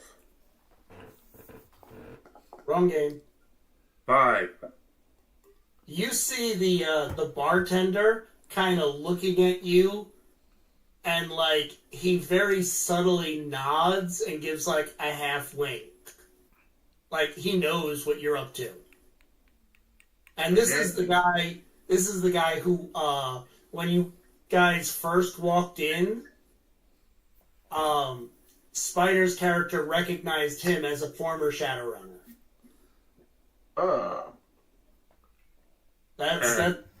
That's this guy. Yeah, he looked awesome from the get-go. I will order one of the most expensive drinks and drink it because that way he makes some money. All right.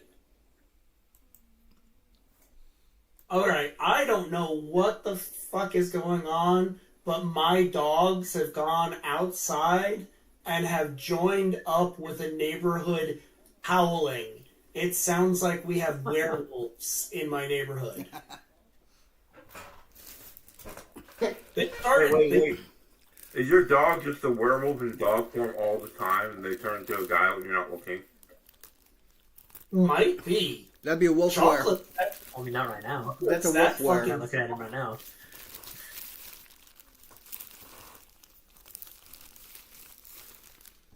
Yeah, it's unnerving to hear two dogs that each weigh over 100 pounds right outside my window howling.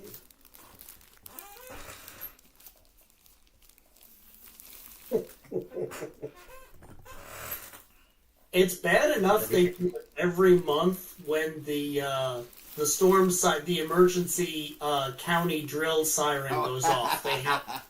We had huskies that did that all the time. Yeah, but these guys aren't huskies. These are friggin' catahoulas. Well, I guess they're not that far back removed from wolves, so that might explain it. Yeah.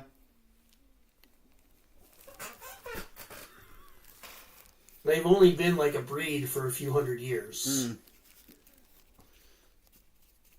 It's what happens when the Spaniards left in the conquistadors left friggin' their messenger dogs, which were greyhounds, Right. and their war dogs, which were mastiffs, Okay. behind. So picture a mastiff and a greyhound getting it on with a red wolf. Okay. So one dog is skinny and built like a greyhound, but he's 110 pounds. So he's like... And the other dog is like... His hips are like freaking almost 16 inches wide. And his shoulders about 18 inches wide. And he's about 140 pounds. Nice. With a brindle coat. Cool. Freaking idiot. Well, anyway, gentlemen. Since you guys didn't do anything stupid, you, from the look that you get from the bartender / owner, you guys are okay here. Like, you get the feeling that if you became, like, common patrons, he wouldn't be upset. Right on. So, are we going to try to steal information from the docks, or are we going to just, I don't know. I don't know, is that something you want to do on your own, or if you guys want to call Steelhawk? Call Steelhawk. Alright, I'll see well, what- let's do the physical things with calling, because that's the technical thing.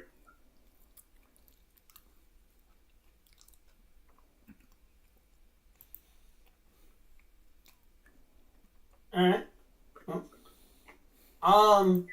You can leave a message with Steelhawk's service, and he'll either call you back, or you can just leave an actual message at his service.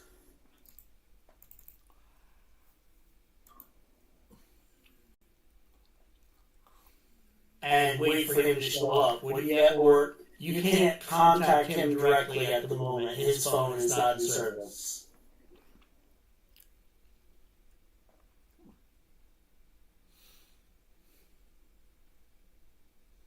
I'm all for leaving a message. I don't want to make him, like, come out and expose himself, so yeah. Alright. Yeah. So, you guys, as earlier, Ricard, you get a quick text message from Steelhawk to call that same number that you did before with the new passcode number. Okay, I'll do that. Alright. You hear again the clipped British lady asking for the passcode. When you give the passcode, you get a message from Steelhawk that says, wait 2 days before you do anything, making certain that Ares isn't coming after you. After that, if you want to go investigate the, if you want to go investigate down at the docks, meet me at the Rusty Nail in 3 days, and we'll talk about it. Roger that. We'll pass on it.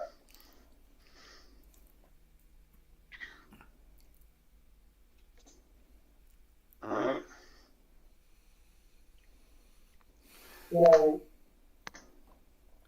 a couple days pass, you guys go back to the Rusty Nail. I mean, you could have gone to the Rusty Nail every night if you wanted to, but this is the night that he's actually there.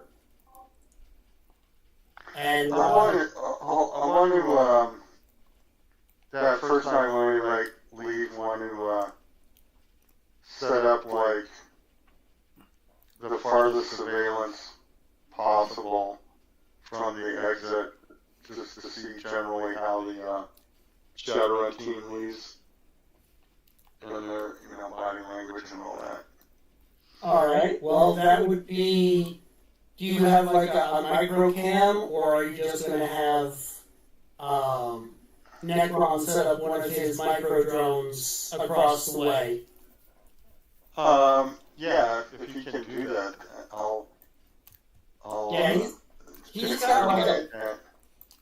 got like a little micro flying drone that is about the size of a butterfly. That if it just lands across the street and watches the doorway, it should tell you what you need. Yeah, So, that's cool. yeah, the next day you check the footage, and neither the Mr. John and no Samuel L. Jackson lookalike comes out through the front door, and the only person that even remotely comes through the front door who sounds like they were from the party is there was a 6'4", 250-pound, pink-haired female orc came out, but she had you could kind of see her, but she had her hood up because it was raining pretty hard by then. So, And went out through the back door. got it. Note to self, back door to female. Got it. Yeah, there's definitely a back door. It's actually, if you go and have one of those booths, there's a back door that you can directly leave from. Okay. You didn't know that at the time, but... No, do now. Yep. Is there any way to? I know we're supposed to lay low, but is there any boat tours or just general boat conveyances that run not near to but past the docks and down and back? No. Like, not even watching the salmon. No, Firefighting. the tourist stuff is more downtown or up by the over by the reservation area stuff. There's a forest somewhere.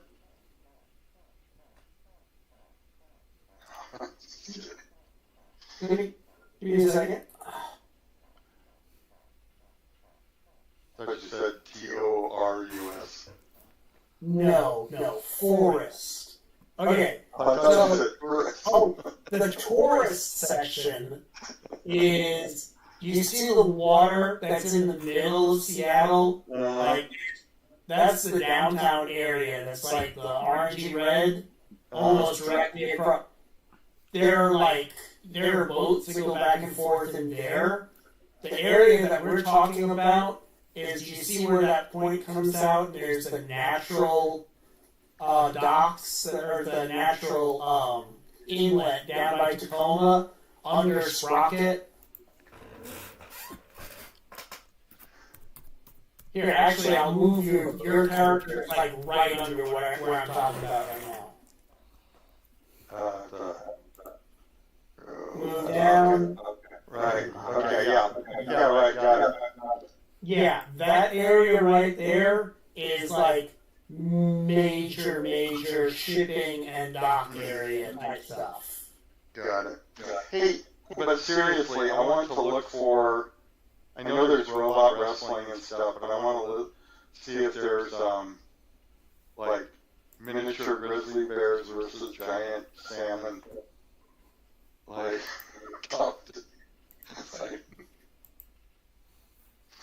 You might be able to find some niche stuff like that. Remember, the big thing in Shadowrun is, I don't know, you ever see that stupid, what the hell's the name of that movie? The one where they're on the motorcycles and they're kind of playing football on motorcycles. oh, rollerball. Yeah, there's something like that. I forget, it's,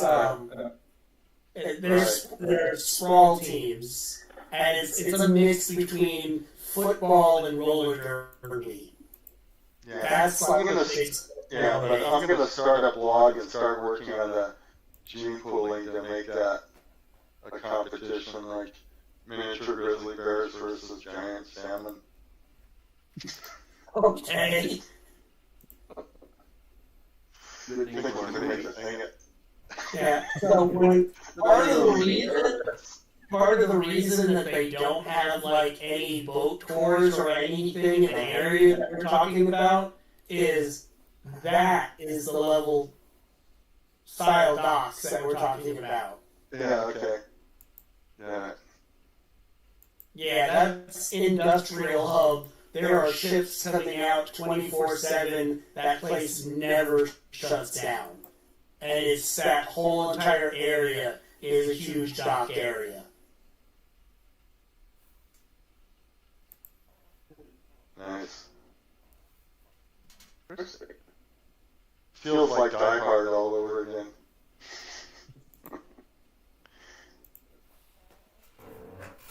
Alright.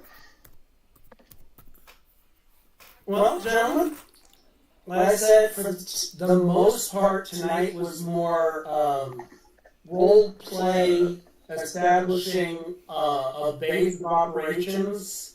The warehouse that you're in has a bay that you can use to repair weapons, repair drones, and work on vehicles. Two of the 8 bedrooms have one is set up for a shaman, and the other one is set up for a hermetic mage. You weren't here, Seth, but I had your character summoning watchers to guard you in that area.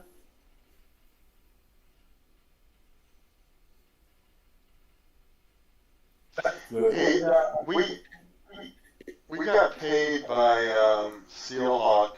Did that affect our wealth die, or can we get a free roll on that for anything we might want? Yeah, I mean, your wealth die, he hasn't officially paid you everything yet. He just gave you, like, some spending money on the credit sticks. Yeah. Right. Would that, can we get a free, just modest wealth die roll? Yeah, I mean, yeah, if there's something you want to buy, what are you looking for? Well, besides investing in my sommelier at some point, I'm looking to stock the refrigerator with some more real food. So, okay, yeah, that's an actual wealth die buy. Yeah, so, let me see here. Does that go under street cred or what? No, you should have an actual wealth die. Let me. There it is. Is that wealth? Yeah, I know. Yep. I think I got it. And at the moment, give yourself an additional +1. Okay. So 1d8 plus 2. That would be +1 is 18. So you happen to find a truck that was supposed to be going to some Mitsuhama executives that a whole pallet of food might fallen off the back. You guys have the equivalent of high lifestyle as far as food goes for the next month. You have real food, like from... Cool. Nice. Yeah. All right. Hey, Chris. Zeth? Yeah, we want. Did you, spend your advance? I don't think so. Okay. Well, we're about to wrap this up tonight, but I'll leave this open so you can throw an advance on. The other thing that you did miss is I asked if you are grabbing an edge or you're grabbing gear or anything, if you get new spells or whatever, please drag and drop everything from the green Super Shadowrun compendium. Because if it's not in there, it doesn't exist in the game. So if you go to look for a power and it doesn't exist, because it isn't in Shadowrun. Like, they don't have teleport. They don't have incorporeal. That's just not what you need to have. Huh? How many advances are we supposed to have? One? Okay, I didn't on that. Okay. Alright, gentlemen. I hope you guys had a little bit of fun. Like I said, it was mostly role-playing and information gathering. I won't, make you guys stick to this format and keep you just role-playing and talking and hanging out every time. Well, But there's going to be nights like this once in a blue moon. This isn't a strictly combat campaign. I hope people had fun despite that. Oh, yeah. Oh, yeah. Hey, a night out in the town in Shadowrun, Seattle is still scary as... Yeah. All right. And shot or stabbed. Right. Yeah. So, out of curiosity, Goat, after talking with the monger in the bar and what she said to you, would you investigate what she was saying further or no?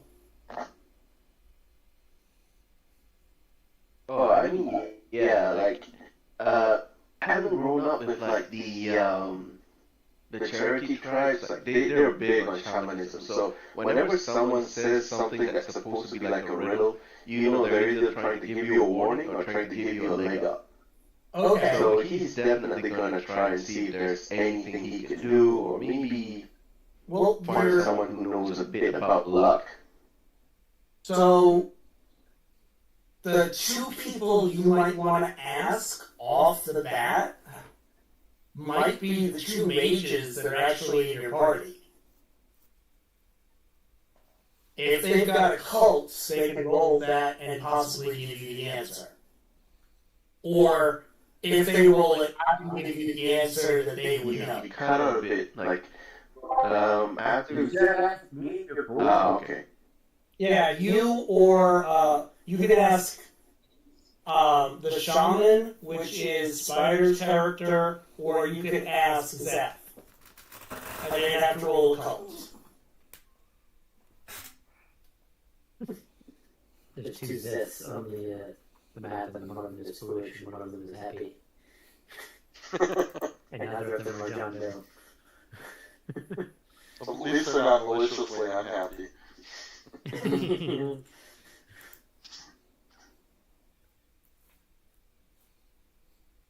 So can you say you did that? And have them roll? Yeah? Yeah. Is that what you're... Yeah. Do that. Yeah, I'm definitely gonna go with Spider's character. And, Right. Right, and you got the cult check. Ooh. Wow. oh, that's a slam dunk. Is there anything Yeah, that... I know exactly what this is. And here comes, into the game, roll some penny. Penny roll. Well, it's good thing you didn't go to him, I guess. Oh, that's I mean, I was gonna say, like, is there anything I can assist? But I guess there's no need. So, John Doe, you know about it a little bit, but it's not your area of expertise. Supposedly, when you might be turning into a shaman, you don't choose a totem. A totem looks at the way you act and chooses you. So in game terms, if you're making like a shaman, like, you pick a totem creature and that's who you have a vow to, and you're supposed to role play a little bit towards that aspect. Coyote or raccoon or shark or whatever. The machine god. Marsupial.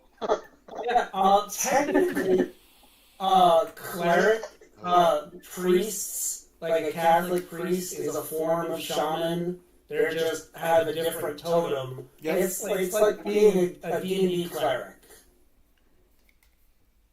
Okay, but from the lore, the lore version of it is when you become a Shadowrunner, or when you're playing Shadowrun, and you don't start off as a shaman, but you want to become a shaman, you do not pick your totem. In game terms, the totem picks you, and anytime you're having, like, extra luck dice, like, you rolled a 22 to answer him, that's probably whatever totem is interested in Axel poked your totem and said, hey, make certain he knows what we're talking about, and that's why you rolled such a good roll. Oh. We need a clerk of Karen. Act as a distraction on our missions. In game terms, I had made a character, and my character, in the first mission we were in, did super incredible things that shouldn't have been able. I lifted a fucking helicopter off of somebody who was trapped under a helicopter, and then I was driving the van, and we had a separate attack helicopter chasing us, and they had a homing missile on us, and I drove the van and let everybody else jump out. And the missile hit before I could jump out, and this missile that did, like, in game terms, would have done, like, 66 damage, I took a light wound from it. Like, I blew through the friggin' front windshield, hit the ground, rolled, and got up and had some smoke coming out of my hair. Nice. And crazy shit like that kept happening. Wow.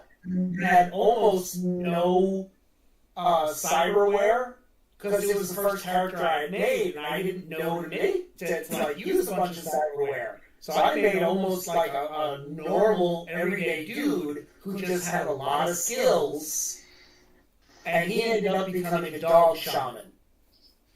Because I was a bodyguard who was always worried about everybody else. Yeah, the universe works like that for Ricardo and I when we game together, when it's just him and I. And Ricard, that particular dog shaman, who is also an armorer, happens to be named Binky. Binky! Oh, okay. Cool. Binky is a type of orc. You have trolls, and then you have minotaurs, which are an offshot of troll. Yeah.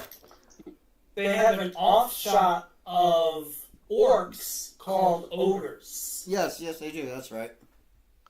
This dude is 5'6", 280 pounds, basically no neck.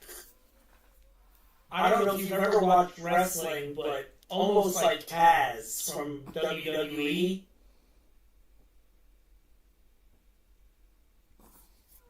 And Not sure, but yeah. so blindingly pale that sometimes looking at him under bright lights is painful. And he's from Britain. I'm fucking amazing. I'm fucking fantastic. Napalm through the back of the kneecap section now. Get out of here, Napalm.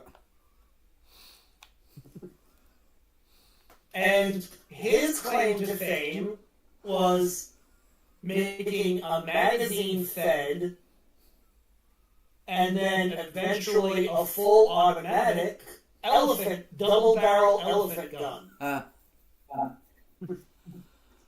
You have to have the strength of a D12 plus 1 to use it so you don't get knocked on your ass. or you have to have a gyro mount, but it's a double barrel fucking burst fire or full automatic elephant gun. You should have to also have a vigor of like D10. Yeah. Which still Power Rangers, whenever they do the power gun move, the whole team just lines up behind them and just hold them up. So, they shoot. I've never seen that. Who are the robots that all make one big robot? I don't know if Power Rangers does it or not, but It could probably be create worse. fights. So. I mean, it could be worse. There was somebody in the party who went out of their way, spent a whole bunch of money, and made some impossible rolls, and started off with a Vindicator minigun. Nice. But they had gunnery instead of firearms. So they couldn't shoot it. Because in Shadowrun back then, gunnery and firearm skills were completely different. One was firing from a vehicle, and one was firing like a normal gun. So this 9-foot troll in hot pink leather took their Vindicator and bolted it to a shopping cart so it was in a vehicle so she could use her gunnery skill and shoot people. That's forward thinking right there.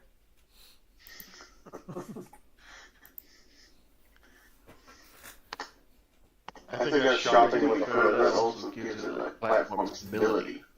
Yep, it is.